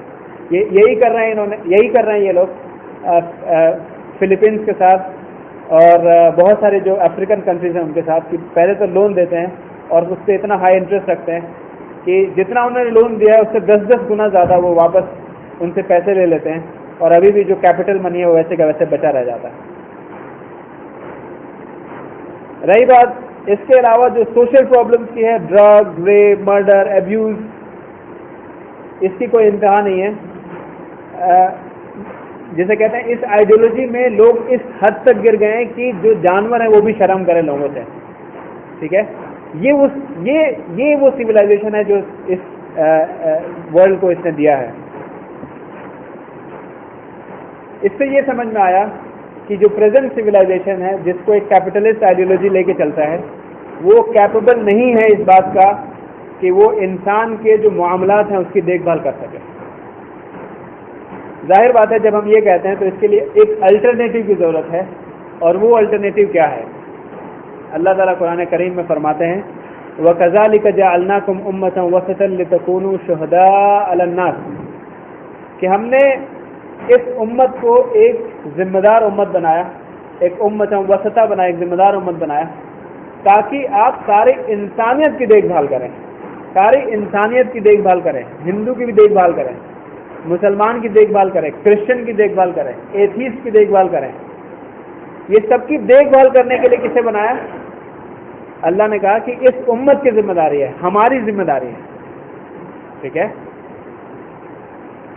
اور اسی آیت میں آخر میں کہا کہ رسول اللہ صلی اللہ علیہ وسلم ان کی ذمہ داری اس پوری امت کے اوپر ہے, یعنی اس امت وسطہ کے اوپر ہے. جیسے میں نے کچھ پرنسپلس رکھے تھے کہ کس پرنسپل سے ہم کسی آئیڈیالوجی کو کہہ سکتے ہیں کہ وہ صحیح چل رہا ہے کہ نہیں, اسی پرنسپل سے ہم دیکھتے ہیں کہ اسلام کیا سجیسٹ کرتا ہے اور اسلام کی ہسٹری میں کیا رہا ہے. جہاں تک بات رہی اکنامک رائٹس کی, فوڈ, کلاتھ, شیلٹر, رسول صلی اللہ علیہ وسلم کی ایک حدیث ہے جس میں رسول اللہ صلی اللہ علیہ وسلم ارشاد فرماتے ہیں کہ آدم کے بیٹے کو, ٹھیک ہے, آدم کے بیٹے کو یعنی ہر کوئی, ہندو, مسلم, کرسچن, سکھ, سب, آدم کے بیٹے کو اس سے بہترین کوئی حق نہیں ہے کہ اسے پیٹ بھر کے کھانا ملے, یعنی پیٹ بھرنے کے لیے کھانا ملے, اپنی شرمگاہ چھپانے کے لیے کپڑے ملے, اور اپنا سر چھپانے کے لیے چھت ملے. ٹھیک ہے. یہ علماء اس سے یہ نکالتے ہیں انفرنس کہ جو بھی رولر ہے اسلامی نظام کا, اس کے اوپر یہ فرض ہوتا ہے کہ وہ ہر ایک آدم کے بیٹے کو یہ سارے رائٹس ہیں علیہ السلام, یہ سارے کے سارے رائٹس ہیں. اس سے یہ سمجھ میں آتا ہے کہ یہ پرابلم لوگوں کی نہیں ہے کہ ہمیں جاب دو. جیسے میں نے کہا کہ ابھی ہماری کیا سچویشن, ہمیں جاب دو تاکہ ہم اپنا پیٹ پال سکیں. یہ اسٹیٹ کی پرابلم ہے کہ اگر انہیں جاب نہیں دیں گے تو ہمیں انہیں کھانا بھی دینا پڑے گا. Are you understanding the issue? Islamic state کی پرابلم یہ ہے کہ اگر انہیں ہم نے کھانا نہیں دیا, جاب نہیں دی, تو ہمیں انہیں کھانا دینا پڑے گا. یعنی اگر یہ خود اپنا نہیں کما پا رہے ہیں تو پھر ہمیں انہیں کھانا دینا پڑے گا. اور ہسٹری میں ہوا ہے کہ جب بھی ایسی سچویشن آئی, کوئی اپاہج ہے, کسی کا کوئی دیکھ بھال کرنے والا نہیں, اندھا ہے, تو اس کو اسٹیپنڈ ملا کرتے تھے, جسے آج کل کچھ لوگ بے روزگاری بھتہ کے نام پہ دینے کی بات کرتے ہیں, لیکن وہ صرف بات کرتے ہیں. دوسری طرف جو اسلام جو ہے اسپریچول جو ریکوائرمنٹ ہے انسان کی, اس کو پورا کرتا ہے اسلامک عقیدے سے, اور اس کو ریشنلی پورا کرتا ہے. وہ کسی بلائنڈ فیس پہ نہیں ہوتا کہ نہیں مان لو اللہ کو, جیسے کسی ہندو کو کہہ دیا جائے مان لو رام کو, ویسے ہی اسلام یہ نہیں کہتا مان لو اللہ کو. ادروائز کیا ڈفرینس رہ گیا؟ ادروائز کوئی ڈفرینس نہیں رہا, بلکہ یہاں پہ کہا جاتا ہے کہ تم ایسے نہ مانو کہ تمہارے ماں باپ کہہ رہے ہیں, بلکہ تم غور و فکر کرو. ٹھیک ہے. تم غور و فکر کرو آسمانوں میں اور زمینوں میں اور دن اور رات کے بدلنے میں. ٹھیک ہے. اور اس میں تمہیں نشانیاں ملیں گی اس بات کی کہ اللہ ہے, اور تب اللہ کے اوپر یقین لے آؤ. یعنی اللہ کے اوپر یقین لانے کو جو اسلام نے معاملہ رکھا وہ عقل سے رکھا, نہ کہ نقل سے رکھا. یعنی عقل سے غور و فکر کیجئے اور پھر اس تک پہنچے, نہ کہ نقل کیجئے کہ ہمارے ماں باپ جس کو مانتے ہیں اس کو مانتے چلے. اسی طرح سے آپ سمجھیں کہ جو انسان کی جو کلیکٹیو ریکوائرمنٹس ہیں, کلیکٹیو ریکوائرمنٹس یعنی ایجوکیشن, ہیلتھ, اسلام نے اس کو بالکل فری کر دیا. ٹھیک ہے. ظاہر بات ہے یہ ذہنوں میں آ سکتا ہے آپ کے کہ پھر اگر سب کچھ فری کر دیا تو اسٹیٹ کے پاس یہ ساری چیزیں آئیں گی کہاں سے؟ اسٹیٹ کے پاس خود اتنا پیسہ کہاں سے آئے گا کہ ان لوگوں کو ایجوکیشن بھی فری کر دے اور ہیلتھ بھی فری کر دے؟ تو اس کا جواب یہ ہے کہ اسلام نے پراپرٹیز کو اس طرح سے ڈسٹریبیوٹ کیا کہ ایک پرائیویٹ پراپرٹی ہے جو لوگوں کی ہے, ایک پبلک پراپرٹی ہے جو کسی ایک انڈیویجول کی نہیں ہے بلکہ پوری امت کی ایک ہے, اور اسی طرح سے کچھ پراپرٹی ہے جو اسٹیٹ کی ہے. اور اسٹیٹ اس بات کی گنجائش نہیں رکھتا کہ جو پوری امت کی پراپرٹی ہے ان میں سے کسی ایک کو دے دیا جائے. فی الحال کیپٹلزم میں کیا ہوتا ہے, یہی ہوتا ہے, کوئلے کے کھان بڑے بڑے ملے, کسی ایک جندل کو اٹھا کے اور دے دیا, یہ لو تمہارا ہے. اور پھر اس سے جتنا فائدہ ہوا جس نے انہیں دیا ہے، جو کول ایلوکیشن منسٹر ہے، اور جس کو ملا ہے، وہ دونوں آپس میں مل کے بانٹ لیتے ہیں اور امت دیکھتی کی دیکھتی رہ جاتی ہے. ٹھیک ہے. وہی حال پیٹرول کا ہے، وہی حال جو بھی ریسورسز ہیں، باغات ہیں. اس سے یہ سمجھ میں آیا کہ اسلام کے پاس اتنا فنڈ ہوگا کیونکہ وہ جو پراپرٹیز ہیں ان کا ایک پراپر ایلوکیشن کرے گی. اس بات کی اجازت نہیں دے گی کہ پرائیویٹ پراپرٹی کو پبلک بنا دیا جائے اور پبلک پراپرٹی کو پرائیویٹ بنا دیا جائے، جو آج خود دھڑلے سے چل رہا ہے اور جس کی وجہ سے پوری امت پریشان ہے. اسی طرح سے جو سیکیورٹی کی پرابلم ہے، سیکیورٹی جو آج ہم سب لوگ اتنا زیادہ جیسے کہتے ہیں پاپولیٹڈ ایریا میں کیوں رہتے ہیں اس جامعہ نگر میں؟ کیا آپ لوگوں کو نہیں لگتا کہ سیکیورٹی ایک بڑی وجہ ہے؟ صرف اس بات کی سیکیورٹی نہیں فزیکل، بلکہ ایک مورل سیکیورٹی بھی. میں نے دیکھا بہت سے لوگ جو دور دور گڑگاؤں اور نوئیڈا میں رہ سکتے ہیں اور رہتے تھے، وہ صرف اس وجہ سے کہ ہمارے بچے اس انوائرمنٹ میں پل کے کیسا بنیں گے. ٹھیک ہے. ان کے پاس پیسے کی کمی نہیں ہے، اچھا جاب ہے الحمدللہ، رہ سکتے ہیں وہ، لیکن وہ نہیں رہتے، آگے یہی رہتے ہیں جہاں پہ بہت سارے مسائل ہیں، صرف اس وجہ سے کہ وہ یہ چاہتے ہیں کہ ہمارے بچے ایک اچھے انوائرمنٹ میں پلیں جہاں پہ کم سے کم اذان کی تو آواز آئے. آپ سمجھ رہے؟ تو یہ بھی ایک سیکیورٹی کا ہی پارٹ ہے، اپارٹ فرام جو فزیکل سیکیورٹی جو مظفر نگر میں ہوتا ہے یا جو کہیں اور ہوا، گجرات میں ہوا یا جو اور دوسری جگہ، وہ سب تو ہے. اسلام ذمی اکثر ویسٹرن رائٹرز اور ویسٹرن تھنکرز اس طرح سے پروپوگیٹ کرتے ہیں جیسے کہ کوئی بہت ہی نفرت کرنے والی چیز ہے. جب آپ اس کے مطلب میں جائیں گے تو آپ سمجھیں گے کہ یہ بھی وہی ویمن امپاورمنٹ جیسا کچھ کانسیپٹ ہے کہ جہاں پہ اہل الذمہ اسے کہا جاتا ہے جس کی ذمہ داری لے لی گئی ہو. یعنی اسلامک اسٹیٹ کے اوپر اس کی ذمہ داری ہے کہ آپ ان کا خیال رکھیں. اور وہ اس لیے کہ رسول اللہ صلی اللہ علیہ وسلم ایک حدیث میں کہتے ہیں کہ جس نے اہل ذمی کو پریشان کیا، کسی مشکل میں ڈالا، اس نے گویا مجھے پریشان کیا. آپ سمجھ رہے ہیں؟ یعنی بالکل کلیئر کٹ کر دیا کہ تمہاری انڈر میں جو ذمی رہتے ہیں، یعنی ہندو رہتے تھے یہاں پہ؟ نہیں رہتے تھے یہاں پہ. آج یہ بہت ہی ووکل ہو گئے ہیں. آپ سوچیے کتنے سال تک آپ یہاں پہ رول کرتے تھے. ٹھیک ہے. اور اگر آپ واقعی جیسا ہی کہتے ہیں کہ ویسے پریشان کرتے تھے تو پھر یہ کہاں سے رہ گئے؟ ان کا یہاں پہ 80% پریزنس ہی اس بات کو بتاتا ہے کہ مسلمان کے یہاں ذمی کا کیا کانسیپٹ تھا. ٹھیک ہے. ان کا یہاں پہ وجود اس بات کو بتا رہا ہے اور ہمیں یہ بات سمجھنے کی ضرورت ہے. اسی طرح سے یہودیوں کا جو پریزنس آج دنیا میں ہے، ٹھیک ہے، جسے کرسچنز نے مار مار کے بھگایا اور اسلام نے پناہ دی، ان کا وجود اس بات کی گواہی دیتا ہے کہ مسلمان جو ہیں کس طرح سے ذمی کو ٹریٹ کرتے ہیں.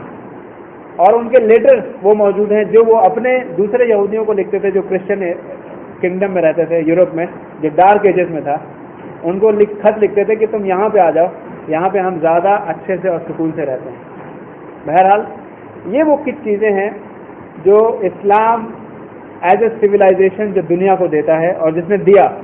ہم یہ کوئی تھیوریٹیکل بات نہیں کر رہے ہیں. We are not talking about philosophy. یہ کوئی فلاسفی نہیں ہے، یہ ایک ریالٹی ہے جو پاسٹ میں تھی اور انشاءاللہ یہ ایک ریالٹی ہے جو فیوچر میں آئے گی انشاءاللہ. ساتھ ہی ساتھ میں یہ بھی بتاتا چلوں، میں نے نیوز پیپر کا ایگزامپل صرف اور صرف اس لیے لیا تھا کہ یہ ایک ایسی چیز ہے جس میں جو ہم روز اٹھاتے ہیں. کہیں ایسا نہ ہو کہ یہ ہم صرف عادی بن جائیں اس بات کے لیے کہ بس یہ دیکھتے کہاں کیا ہوا اور ایک ایڈکشن ہو جائے پڑھنے کا، بجائے اس کے ریلیٹ کر کے کہ ہماری کیا ذمہ داریاں اس سے، یہ جو نیوز ہوا اس میں میرا کیا رول ہونا چاہیے، یا کیا میں نیوز پڑھنے کے لیے پیدا ہوا ہوں. اوکے، نو، دس امہ ہیز اے ریسپانسبلٹی، دس امہ از اے نیوز میکر. اوکے، ہم اس بات کو سمجھیں. اور الحمدللہ ایک بہت بڑی جو اسٹرینتھ کیپٹلزم کی تھی اور ایک بہت بڑی ویکنس جو کیپٹلزم کی ہے وہ سیکولرزم ہے. یہی وہ سیکولرزم ہے جس کو انہوں نے امت میں اس طرح سے پیش کیا کہ کسی کو پتہ بھی نہیں چلا کہ انہوں نے کب اپنا دین چھوڑ دیا. کسی کو پتہ بھی نہیں چلا، کانوں کان خبر بھی نہیں اور پتہ ہی چلا کہ ہم تو مسلمان رہے نہیں، ہم تو کیپٹلسٹ ہو چکے ہیں. اس طرح سے یہ ہمارے بیچ گھسا. کیسے کہ آپ کو جس کی عبادت کرنا ہے کر رہیے, آپ کو اللہ کو ماننا ہے اللہ کو مانتے رہیے, آپ کو بھگوان کو ماننا ہے بھگوان کو مانتے رہیے, لیکن صرف مندر اور مسجد تک انہیں رکھ دیجیے. مسجد کے باہر بات مت کر لینا اللہ کی, ٹھیک ہے. مسجد کے باہر اگر یہ بات کر لینا کہ اللہ نے یہ کہا کہ چور کے ہاتھ کاٹ دینا, تو پھر یہ بہت بڑا ایشو ہو جائے گا. آپ سمجھ گئے؟ اس طرح سے سیکولرزم ہمارے بیچ آیا, جو کہ میں یہ بھی بتاتا چلوں کہ سیکولرزم عقیدہ ہے کیپٹلزم کا, یا اگر میں دوسرے لفظوں میں کہوں جس میں زیادہ اچھے سمجھ میں آتا ہے کہ سیکولرزم کلمہ ہے کیپٹلزم کا, اور وہ کیا کہ دین کو دنیا سے الگ کر دو, ٹھیک ہے. اور یہ بخوبی اس کیپٹلزم نے کیا. ہم یہ سمجھتے رہے ہم تو اسلام فالو کرتے ہیں, حالانکہ کیپٹلزم ہے کہ تمہیں جس کو فالو کرنا ہے فالو کرو, لیکن صرف ریچولس میں نماز روزہ حج زکوٰۃ بس وہیں تک, مسجد تک, اس کے باہر نہیں. اور دیکھتے ہی دیکھتے کیپٹلزم ہمارے اوپر حاوی ہو گیا, اور ہم سمجھ بھی نہیں پائے کہ ہم تو کیپٹلسٹ ہو گئے. آئیڈیولوجیکلی تو ہم کیپٹلسٹ فالو کر رہے ہیں کہ جس کی چاہو عبادت کرو, لیکن ماننا مسجد کے باہر یا مندر کے باہر ماننا ان کی. تو یہ ایک اسٹرینتھ تھی جو ہمیں ماننی پڑے گی کیپٹلزم کی, لیکن یہی وہ ویکنیس ہے. اور وہ ویکنیس کیا ہے کہ جس طرح سے لوگ ایموشنلی اٹیچ ہیں اسلام سے, کچھ مسلمان عقیدے کی بنیاد سے, جس طرح سے کچھ لوگ ایموشنلی اٹیچ ہیں ہندوازم سے, اس طرح سے کوئی بھی اٹیچ نہیں ہے کیپٹلزم سے. یہ ایک ویکنیس ہے. اگر آپ کسی کو کہیں گے ہم ہندوازم ختم کر دیں گے تو بہت بڑا ایشو ہو جائے گا, آپ سمجھ رہے ہیں. کرسچینٹی ختم کر دیں گے بہت بڑا ایشو ہو جائے گا.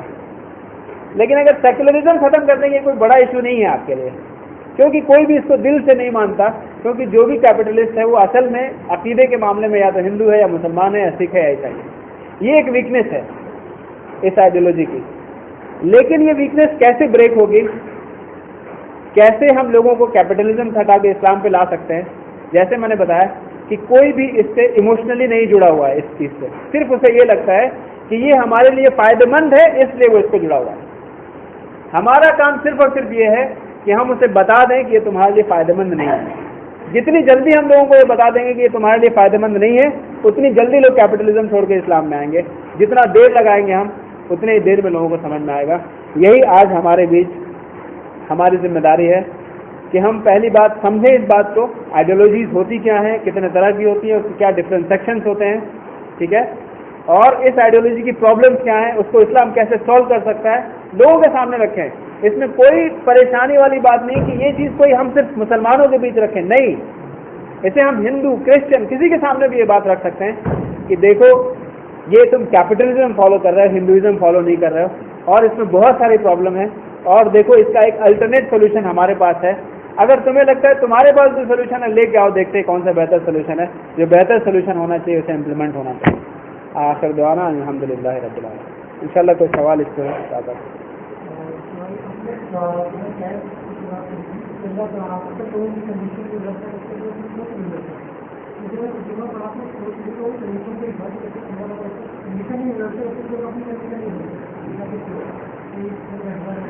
خیر ان کا سوال یہ ہے کہ میں نے ایک آیت پڑھی تھی, ان اللہ لا یغیر ما بقوم حتی یغیروا ما بانفسہم.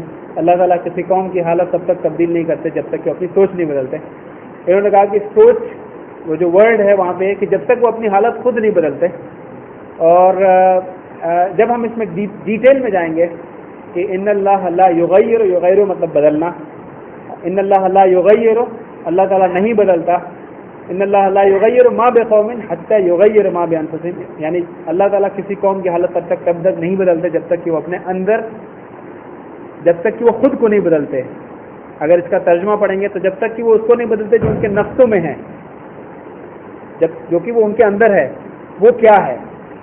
اوکے, جب ہم اس میں جائیں گے تو ہم پائیں گے کہ وہ تھاٹ ہے, ٹھیک ہے. جب ہم اس میں جائیں گے کہ وہ کیا بدلنا ہے, اپنے ناک کان تو نہیں بدل سکتے, آپ کیا بدل سکتے ہیں؟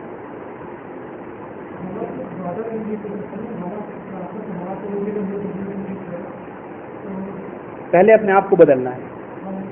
تو وہ کیا بدلنا ہے, دیٹس دا پوائنٹ. دیکھیے ہم اس بات کو سمجھیں کہ انسان اور جانور میں جو فرق ہے وہ کس چیز کا ہے؟ سوچ کا، صرف اور صرف سوچ کا. نہ تو ہائٹ کا ہے، ہم اپنی ہائٹ کی وجہ سے انسان نہیں ہیں، نہ ہی ویٹ کی وجہ سے ہم انسان ہیں، نہ ہی رنگ کی وجہ سے انسان ہیں ہم، نہ ہی ہمارے پاس زبان ہے اور ان کے پاس زبان نہیں ہے اس کی وجہ سے انسان ہے، نہ ہی ہمارے پاس دانت زیادہ ان کے پاس دانت کم ہے. بھیجا کون سی ایسی چیز جو آپ کے پاس ہے جو جانور کے پاس نہیں ہے؟ ٹھیک ہے. علم الانسان ما لم یعلم، اللہ نے وہ پریویس انفارمیشن دے دیا انسان کو جو وہ نہیں جانتا تھا، اس لیے انسان بن گیا. اور جانوروں کو یہ انفارمیشن نہیں دی تو وہ ہم سے بڑے ہونے کے باوجود، ویٹ ہونے کے باوجود، ہم سے اچھے بال ہونے کے باوجود، ہم سے اچھی ہو سکتا چیزوں کی صورت ہونے کے باوجود بھی وہ بہتر نہیں ہے، کیونکہ ہمیں پریویس انفارمیشن دے دی گئی اور انہیں پریویس انفارمیشن نہیں دی گئی. یہ بات آپ اچھے سے سمجھ لیں کہ اگر پریویس انفارمیشن گائے کو دے دی گئی ہوتی تو اس وقت گائے یہاں بیٹھ کے بات کر رہے ہوتے اور ہم لوگ کہیں کیڑے مکوڑے کی طرح چل رہے ہوتے. یہ صرف پریویس انفارمیشن ہے جس کی وجہ سے نہیں بتا رہا ہوں. یہ نہ سمجھیے کہ ہمارے باڈی کچھ اس طرح کی ہم ایسا ہو گئے، نہیں. اللہ تعالیٰ صاف صاف کہتا ہے اس چیز کو. جب اللہ تعالیٰ نے آدم علیہ السلام کو بنایا تو کس بیسس پہ فرشتوں کو سجدہ کروایا؟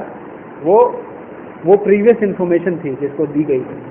اللہ تعالیٰ نے صاف صاف کہا کہ وَعَلَّمَ آدَمَ الْأَسْمَاءَ كُلَّهَا، کہ ہم نے آدم کو اسماء، نام، ووکیبلری سکھائی ہر چیزوں کی. ٹھیک ہے. یہ وہ چیز ہے جس کی وجہ سے انسان ہے. تو جب ہم بات کرتے ہیں انسان اور کسی بھی چیز میں، یا جب ہم اس کی بھی بات کرتے ہیں کہ کس کی اچھی تھنکنگ ہے، کون زیادہ سکسیزفل ہے، کون سی اچھی آئیڈیالوجی ہے، تو اس میں بھی ہم بات کرتے ہیں کہ کس کی تھنکنگ کیا ہے. تھنکنگ کے لیول پہ ہی ڈفرینشیٹ ہوتا ہے انسان کا لیول. ٹھیک ہے. اس لیے انسان جب آدمی اپنے آپ کو بدلنے کی بات آتی تو اصل میں سوچ ہوتی ہے. ہاں، کیونکہ کوئی اس طرح سے سوچتا نہیں. کون ہے جو اس آیت کو اس طرح سے ٹرانسلیٹ کرتا ہے جو میں نے ابھی علم الانسان ما لم یعلم، کون ہے جو اس طرح سے ٹرانسلیٹ کرتا ہے؟ بتائیے. افسوس کی بات ہے، میں ایک بات کہتا ہوں، افسوس کی بات ہے یہ کہ یہ ٹرانسلیشن آپ کو نہیں ملے گی کہ اس طرح سے ٹرانسلیشن کیا گیا ہو اس آیت کا کہ آدمی سوچتا کیسے ہے. اس چیز پہ غور و فکر نہیں کیا کہ کسی بھی چیز کو سوچنے کے لیے کن کن چیزوں کی ضرورت ہوتی ہے. الا یہ کہ شیخ تقی الدین نبہانی جو ایک مجتہد ہوئے ہیں اور انہوں نے اس پہ غور و فکر کیا اور تھنکنگ کی کتاب لکھی. اور آپ کو جان کے حیرت ہوگی کہ یہ جو بک ہے اس کے بیسس پہ آرٹیفیشیل انٹیلیجنس، آپ کے جو واشنگ مشین میں انٹیلیجنس آیا، ٹھیک ہے، وہ آرٹیفیشیل انٹیلیجنس اس بک سے لیا گیا کہ آدمی کی یہ سوچتا کیسے. پہلے آدمی پروسیس کو سمجھایا گیا کہ کبھی بھی سوچنے کے لیے 3 چیزوں کی ضرورت ہے. ایک ریالٹی کا ہونا، کوئی چیز ہوگی یہ ہوگی تبھی میں سوچ پاؤں گا. دوسرا اچھا برین یعنی ورکنگ برین، اور تیسرا پریویس انفارمیشن. ان تینوں میں سے کوئی بھی چیز مس ہوگا تو آپ سوچ نہیں پائیں گے. ٹھیک ہے. تو یہ ایکچولی سوچ ہے جو ڈفرینشیٹ کرے.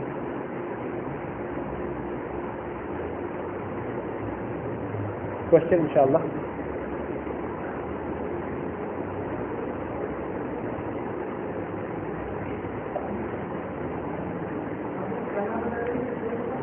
شیخ تقی الدین النبہانی، تقی الدین النبہانی، یہ فلسطین کے تھے.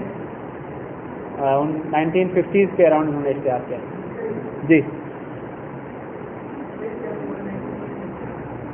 کیونکہ میں بتا رہا ہوں آپ کو، کیونکہ مجھے پتا ہے. کیوں نہیں ہو سکتا؟ آپ جانتے ہیں ان کو؟ میں کہہ رہا ہوں آپ ان کو جانتے ہیں. ہاں دیکھیے، اجتہاد کرنے کے لیے جو بیسک ریکوائرمنٹ ہے مجتہد ہونے کے لیے، اس کی کچھ ریکوائرمنٹ ہے جو کوئی امپاسبل سی چیز نہیں ہے، کوئی آدمی کر سکتا ہے. ٹھیک ہے. عربی کا علم ہونا، قرآن کا علم ہونا، احادیث کا علم ہونا، اس کے اسلوب کا علم ہونا. ٹھیک ہے. یہ ایک اگر یہ کہہ دیا جائے کہ یہ پاسبل ہی نہیں ہے تو پھر تو یہ اس پہ شک ہو جائے گا کہ پھر کوئی بھی نیا ایشو آئے گا تو اس کو کیسے سالو کرے گا. مجتہد میں نے کہا اجتہاد کرنا. جی آپ بتائیے. اوکے.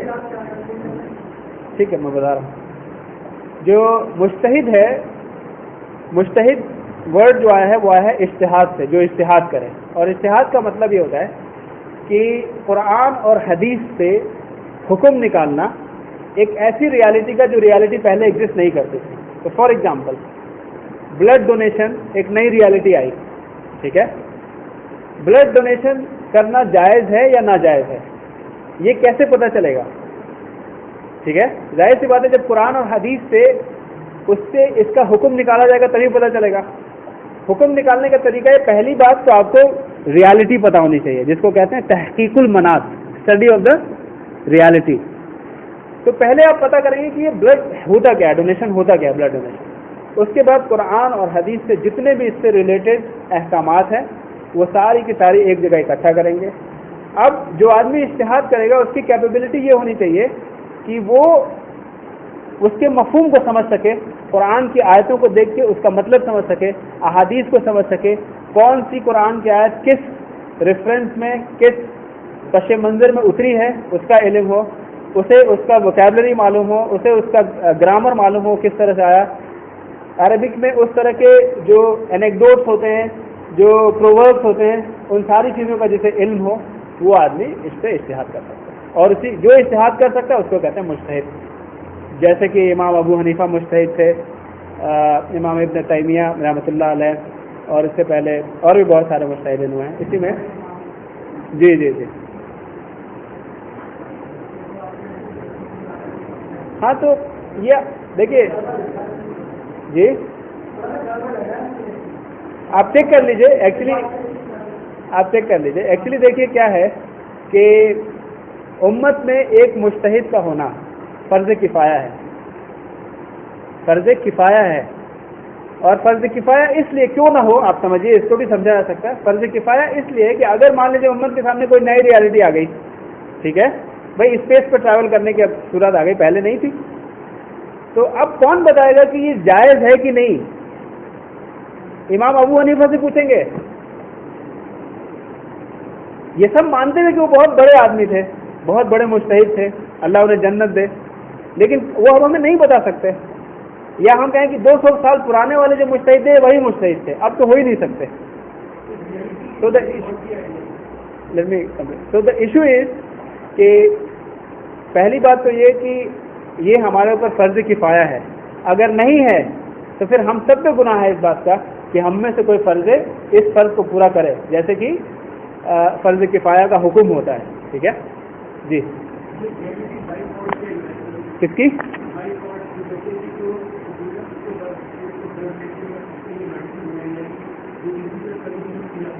جی جی اسٹیم سیل نا. مجھے اس کا علم نہیں ہے کہ اس کے بارے میں کیا اجتہاد ہوا ہے، اگر ہوگا تو میں بتا دوں گا کہ اس پہ کیا اجتہاد ہوا ہے. But again comes, yani there has to be a mujtahid to know this answer.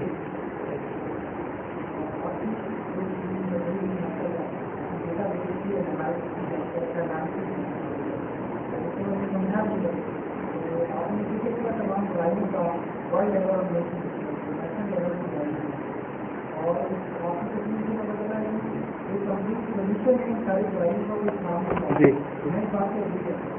ماشاء اللہ.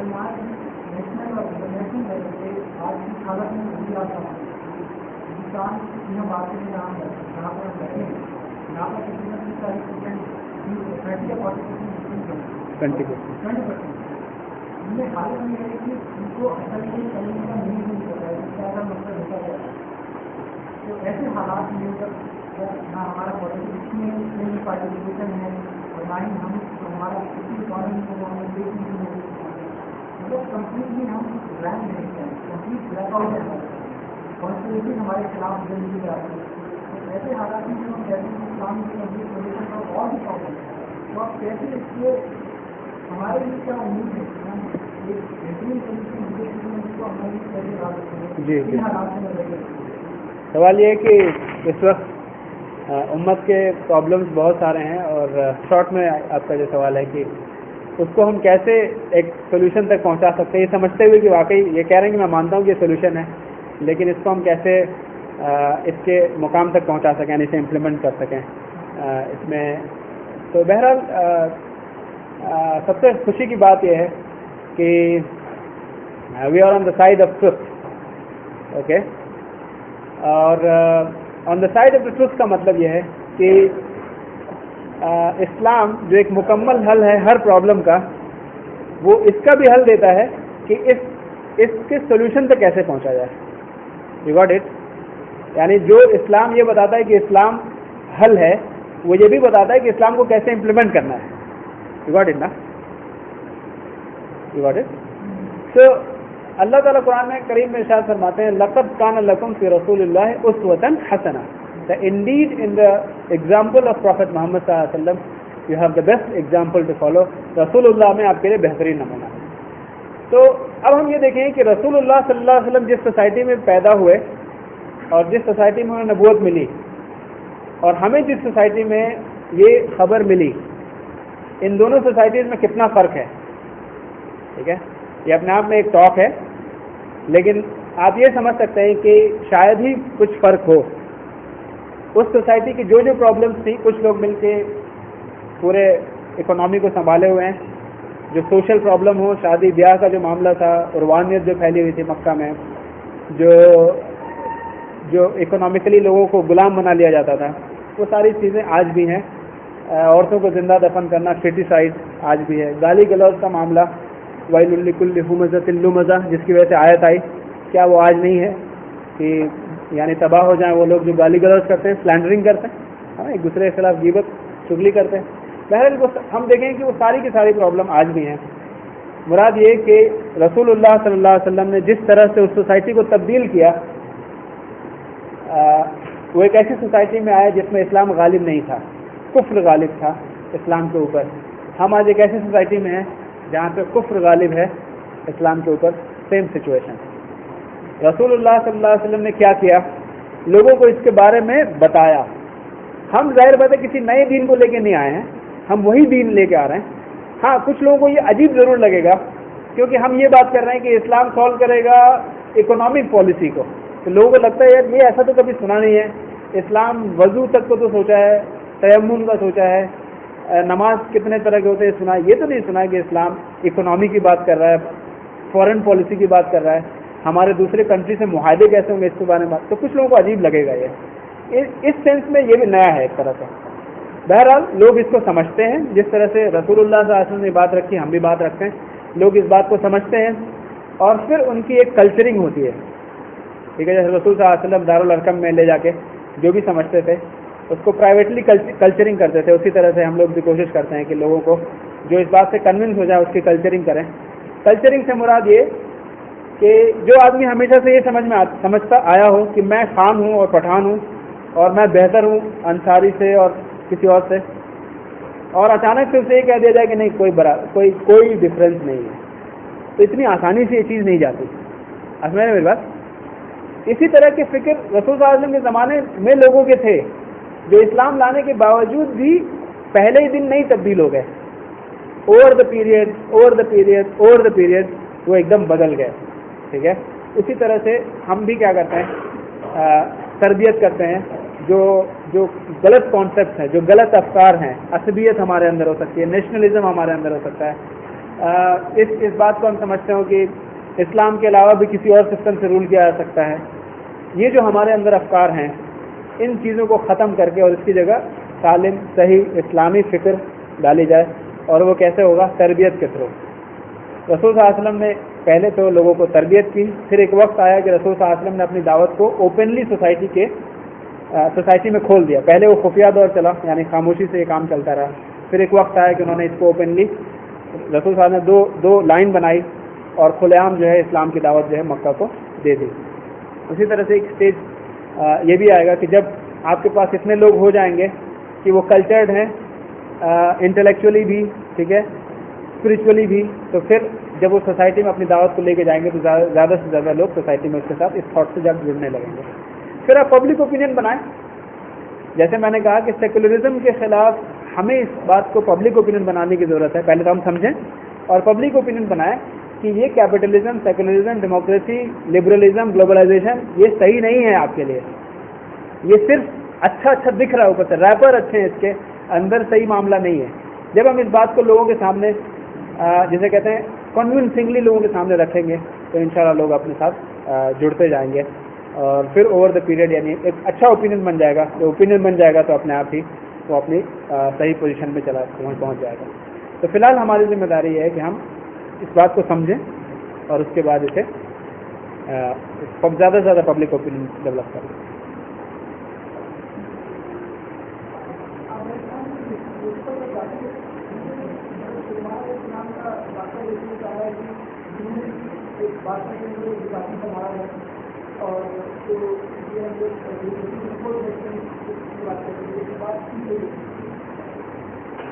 ان کا سوال یہ ہے کہ یوسف علیہ السلام جو تھے وہ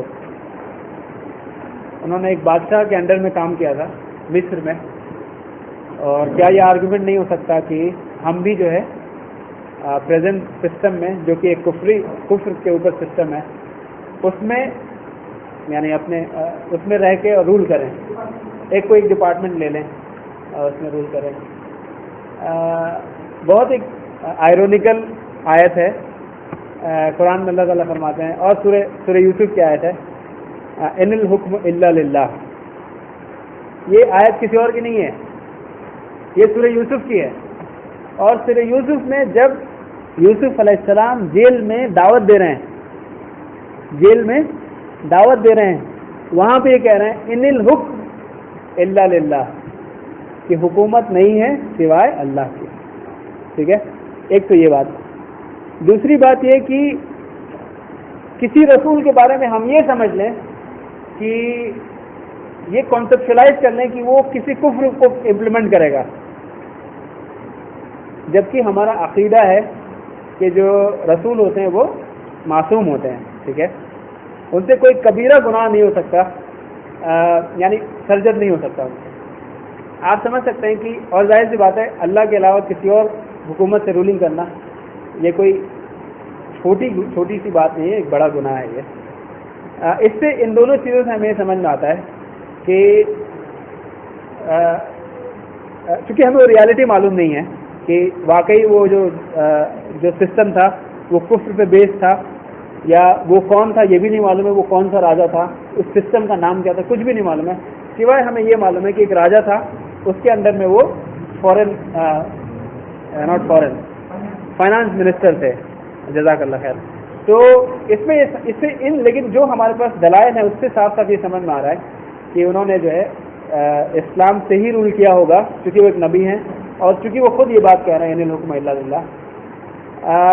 ساتھ ہی ساتھ ہم یہ بھی سمجھتے چلیں, میں یہ نہیں کہہ رہا ہوں کہ ہم اس کے باوجود بھی, میں یہ نہیں کہہ رہا ہوں, میں کہہ رہا ہوں اس کے ساتھ ساتھ ہم یہ بھی سمجھتے چلیں کہ جو شریعت رسول اللہ صلی اللہ علیہ وسلم کے بعد کی ہوتی ہے یعنی پہلے کی ہوتی ہے وہ شریعت ہمارے اوپر نہیں چلتی. ٹھیک ہے,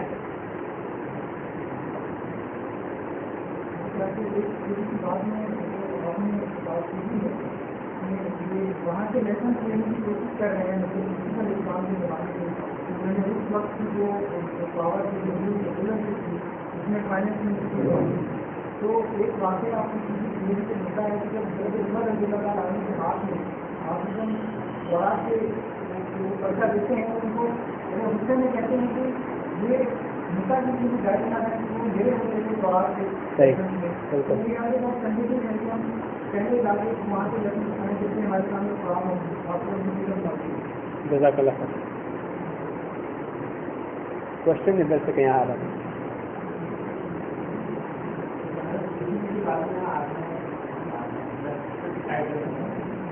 اور جو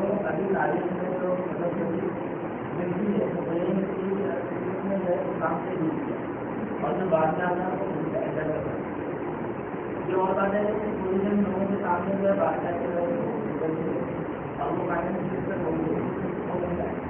لیکن وہ ہوگا اور تعلیمی حقیقت کو یہی معلوم ہوتا ہے کہ ان کے کام کر سکتے ہیں.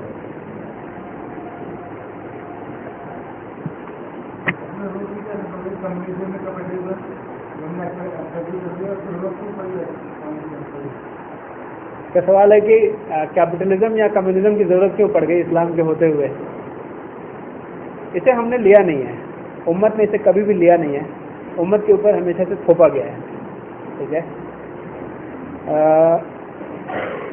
اس کا ایگزامپل ایسے ہی ہے کہ ایک گھر میں ایک گھر کا مالک ہوتا ہے نیچرلی, اور گھر میں کچھ لوگ ہوتے ہیں, اور اس گھر میں کوئی باہر سے گھس کے آ گیا اور اس نے اتھارٹی چھین لی اس گھر کے جو بھی مالک تھا اسے. چاہے تو اسے آپ یہ سمجھیں اسے جیل میں بند کر دیا یا اسے رہنے دیا, لیکن اس کی کوئی اتھارٹی نہیں رہی. اور پھر چونکہ اتھارٹی اس کی ہو گئی تو اب وہاں پہ وہ جو سسٹم امپلائی کرے, اس نے جو چاہا اس سسٹم کو امپلائی کیا. اس کو کبھی اس گھر کے لوگوں نے یہ امید نہیں کی تھی کہ تم آؤ, بلکہ وہ زبردستی گھس کے آئے.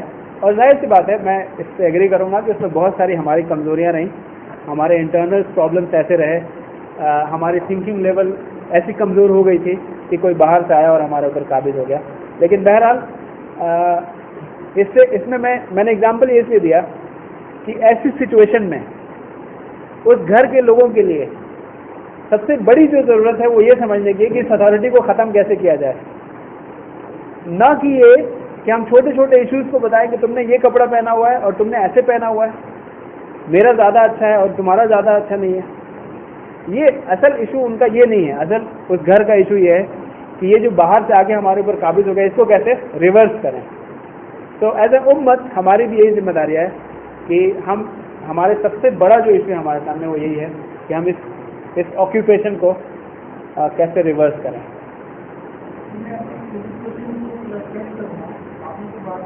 میں اگر کوئی اور کوشچن نہیں آ رہا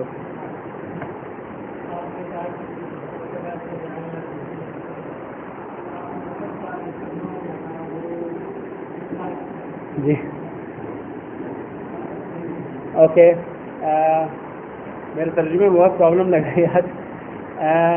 میں نے جو آیت پڑھی تھی وَكَذَلِكَ جَعَلْنَاكُمْ أُمَّةً وَسَطًا لِتَكُونُوا شُهَدَاءَ عَلَى النَّاسِ.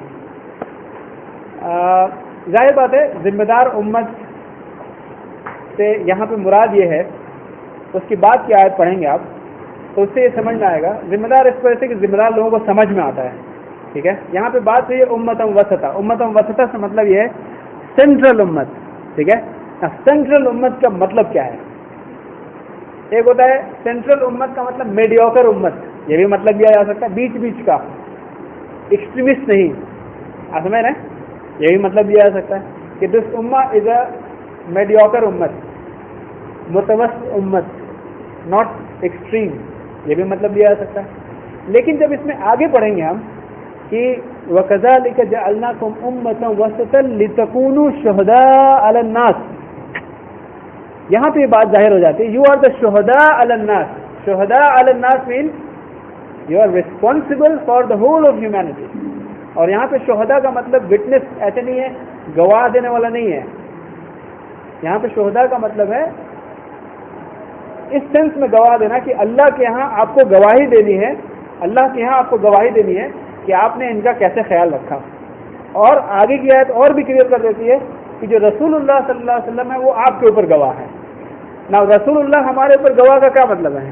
رسول اللہ کی ذمہ داری میں یہ امت ہے, اس امت کی ذمہ داری میں یہ انسانیت ہے.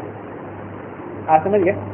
تو maybe if you don't like the word maybe change but the issue is it is the responsibility. اب ریسپانسبلٹی کو آپ کیسے ڈیفائن کریں؟ کوئی اور ورڈ سے سمجھانا چاہیں سمجھا سکتے ہیں, یا یہ کہ ہم کہیں کہ ہماری ذمہ داری نہیں ہے.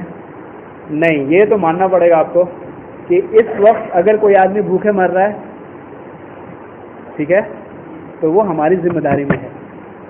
کیوں؟ کیونکہ اللہ تعالیٰ کسی بھی چیز کے لیے کسی نہ کسی کو تو اکاؤنٹیبل, مسئول بنا کے رکھا ہے. اور ظاہر سی بات ہے اس نے منموہن سنگھ کو تو مسئول نہیں بنایا کہ ان سے پوچھیں گے کہ کیا حالات ہے, تم نے ایسا کیوں کیا, کیوں نہیں کیا. جی ارے بھائی, بات ہوتی ہے بات ہوتی ہے تو کیا ورڈ انڈیا بڑا ہے ڈیموکریسی, انڈیا میں ڈیموکریسی ورڈ آتے ہیں. مطلب بات ہوتی ہے کرپشن کی, آپ اور ہم لوگ سیکولر ہیں, وہ لوگ جو نان مسلم ہیں ان سے بات کی جاتی ہے, وہ کہتے ہیں کہ ہمارے پاس لاز ہیں اینٹی کرپشن لاز, ان کی امپلیمنٹیشن نہیں ہے. कहते हैं कि हमारे पास लॉ नहीं है, तो इस करप्शन करोगे तो हमने आपको वोट की पावर दी है, आप वोट कीजिए और अपनी कैंडिडेट को लाइए और कानून बनाइए जिससे करप्शन को रोके जा सके। वैसे से क्या कह रहे हैं कि पूरा नहीं खराब जी जी जी। पहली बात तो ये कि हमारी जो पॉलिटिकल अंडरस्टैंडिंग है लोगों के वो बहुत वीक है और इकोनॉमिक अंडरस्टैंडिंग और भी वीक है। एग्जाम्पल ये कि जब हम पॉलिटिक्स की बात करते हैं तो हम सिर्फ ये समझते हैं पॉलिटिक्स का मतलब बीजेपी, कांग्रेस, आप, एसपी, बीएसपी। ये पॉलिटिक्स कहीं से कहीं नहीं है। इस्लाम में पॉलिटिक्स का मतलब, या इन जनरल भी पॉलिटिक्स का मतलब to take care of the affairs of the people. ठीक है, क्योंकि अंडरस्टैंडिंग हमारी इतनी कमज़ोर है कि जब भी बात इसकी आती है सिस्टम की तो सिर्फ हम डेमोक्रेसी हमारे सामने रखा जाता है, कैपिटलिज्म को नहीं रखा जाता। ये भी कैपिटलिज्म की एक सोची समझी जानबूझ के जिसे कहते हैं पीछे रखने वाली बात है, क्योंकि जितनी जल्दी लोगों को पता चल जाएगा कि एक कैपिटलिज्म है जिसकी वजह से हो रहा है, उतनी जल्दी इसका जैसे कहते हैं लोग इसके पीछे पड़ जाएंगे। तो इसके जितना छुपा लो उतना अच्छा है। और ये पूरा का पूरा सिस्टम ये धोखे से आया है, जैसे मैंने आपसे पहले भी कहा, ये सिस्टम कम से कम इस्लामिक उम्मत में धोखे से आया है। इस तरह से नहीं आया कि हम चेंज, ये तुम्हारे सिस्टम हटा के, इस्लामी सिस्टम हटा के हम लेके आएंगे, नहीं, उन्होंने कभी ये नहीं कहा, बल्कि वो आया कि नहीं हम आप जिसको इबादत करना वैसे कीजिए, और फिर वो क्रीप करके आया। जिस तरह से शैतान के सारे हरबे जो होते हैं स्टेप बाय स्टेप होते हैं, रेडिकल नहीं होते हैं, तो उसी तरह से इन लोगों ने भी बहुत स्लो अंदाज में ये लेके आए कैपिटलिज्म को, और कैपिटलिज्म एज ए आइडियोलॉजी को बहुत पीछे रखते हैं। लेकिन कभी भी आप थिंकर्स को सुनेंगे या जो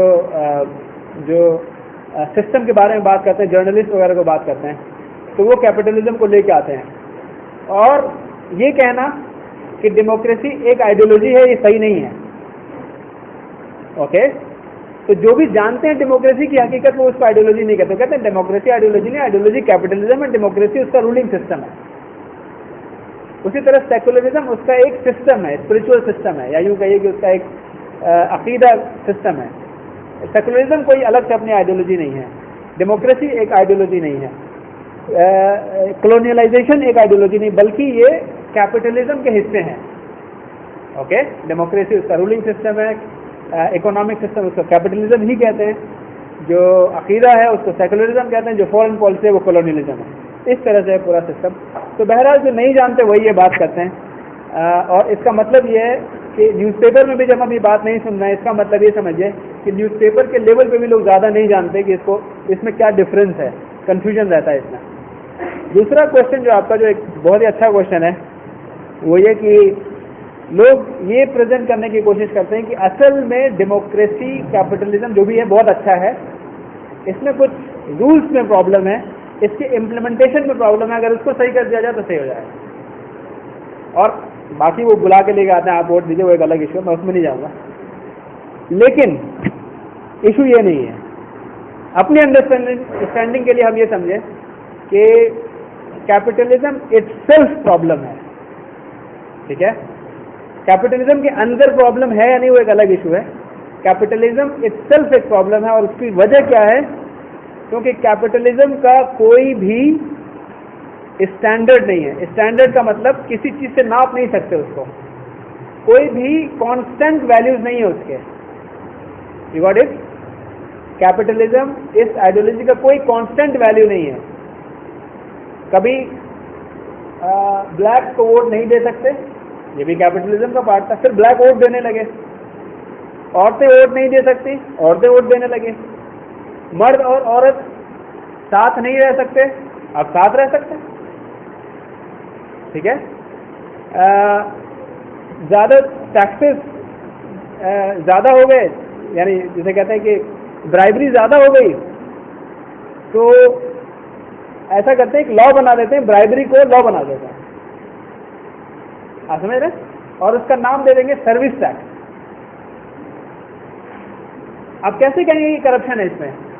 पहले आपको, जब आप, मुझे मालूम नहीं, मैं अभी रिसेंटली कहाँ गया था कि उसमें कई सारे टैक्सेस थे, मुझे समझ में नहीं आया कि इतने सारे टैक्सेस क्यों हैं। वैट तो है ही, वैट के अलावा भी और पता नहीं entertainment tax, I don't know, बहुत सारे टैक्सेस थे।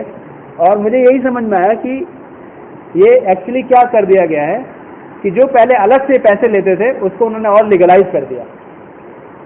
تو اس سسٹم میں اس میں کانسٹنٹ کیا ہے؟ ڈیموکریسی ہمیشہ ایسے ہی رہے گی؟ کوئی ضروری نہیں ہے.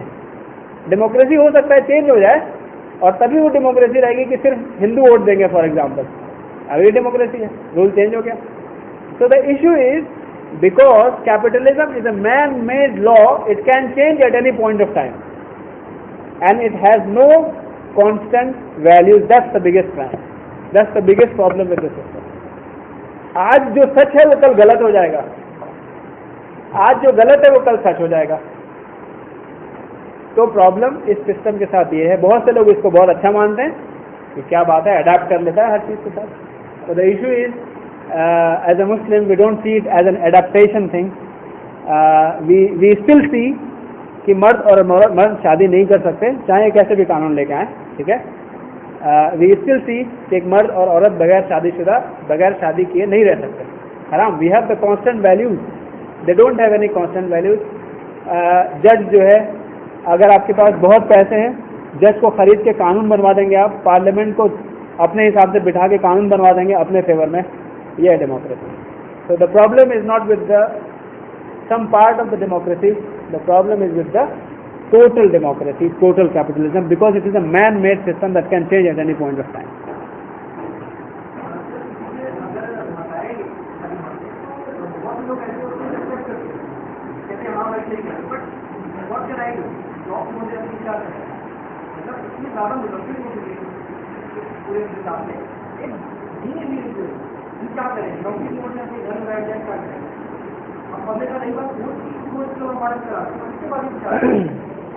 دیکھیے, انسان تین چیزوں سے ڈرتا ہے.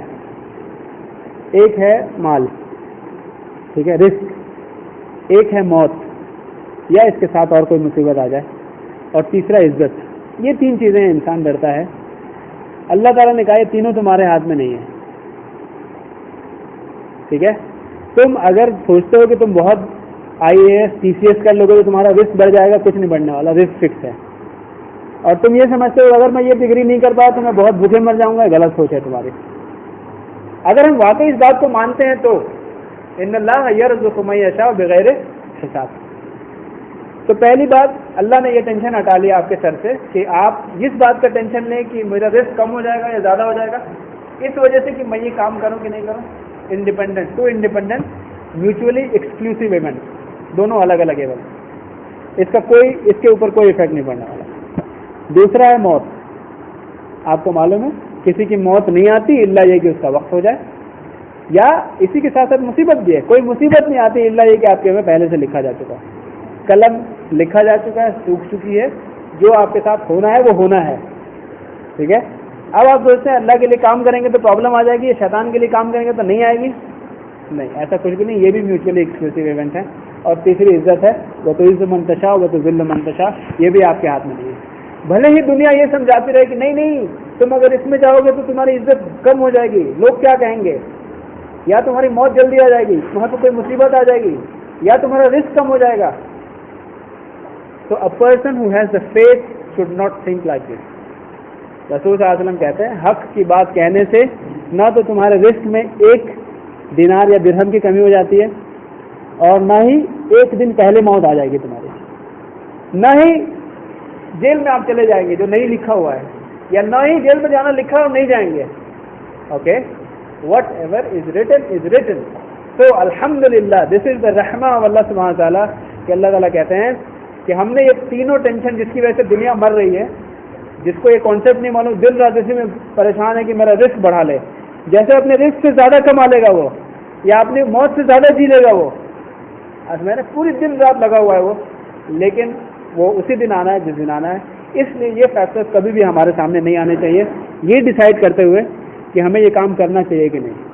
ہمارے لیے سمپل سا کام یہ ہے کہ اللہ نے جس چیز کو جس چیز کو فرض کر دیا وہ کریں, اور جس چیز کو حرام کر دیا اس سے رک جائیں. بہت سمپل سا کام ہے مسلمان کے لیے. غیر مسلم تو پتہ نہیں کہاں کہاں پریشان ہے, اور ہمیں اس بات کی ٹینشن نہیں لینی کہ رسک بڑھ جائے گا یا کم ہو جائے گا. ہاں, اللہ نے کہا کہ رزق کی تلاش کرو, کوشش کیجیے بس, جتنی آپ کی کیپیسٹی اتنی کوشش کیجیے، ختم بات. موت کی حفاظت، زندگی کی حفاظت کرو، یہ بھی فرض ہے آپ کے اوپر. تو زندگی کی حفاظت کیجیے جتنا کر سکتے ہیں. ٹرین کے آگے نہ چلے جائیں، بس آ رہی ہے اس کے سامنے نہ کود جائیں، حفاظت کیجیے اپنی. لیکن یہ کہ میں نے ایسا کیا اور ایسا ہو جائے گا اور ایسے ہو سکتا اور ایسے ہو جائے گا، نو.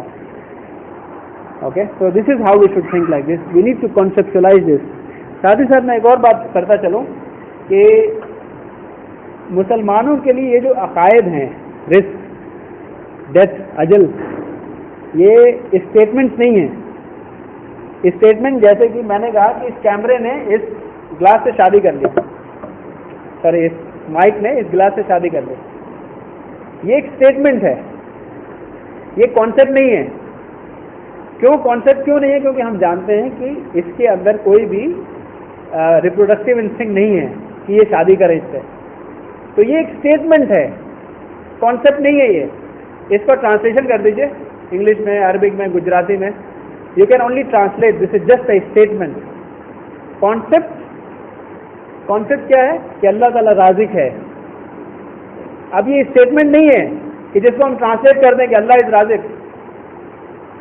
یہ اسٹیٹمنٹ نہیں ہے ہمارے لیے، یہ کانسیپٹ ہے. کانسیپٹ کیسے بنا؟ کہ ہم نے غور و فکر کر کے یہ سمجھا کہ واقعی اس پوری دنیا کو چلانے والا کوئی ہے. ٹھیک ہے، اور یہ سمجھ لیا کہ قرآن واقعی اللہ کا کلام ہے، کوئی اور نہیں لکھ سکتا. اور پھر جب اس میں ہم نے پڑھا کہ اللہ رازق ہے، تو پھر اب ہمارے لیے یہ اسٹیٹمنٹ نہیں ہے، یہ کانسیپٹ ہے. کانسیپٹ کا مطلب اٹس اے کانسیپٹ.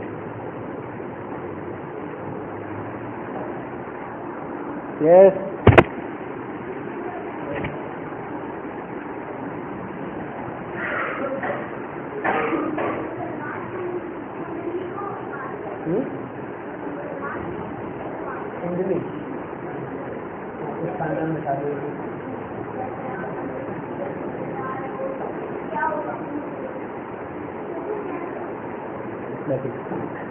ان کا سوال یہ ہے کہ کچھ لوگ کنڈلی مانتے ہیں.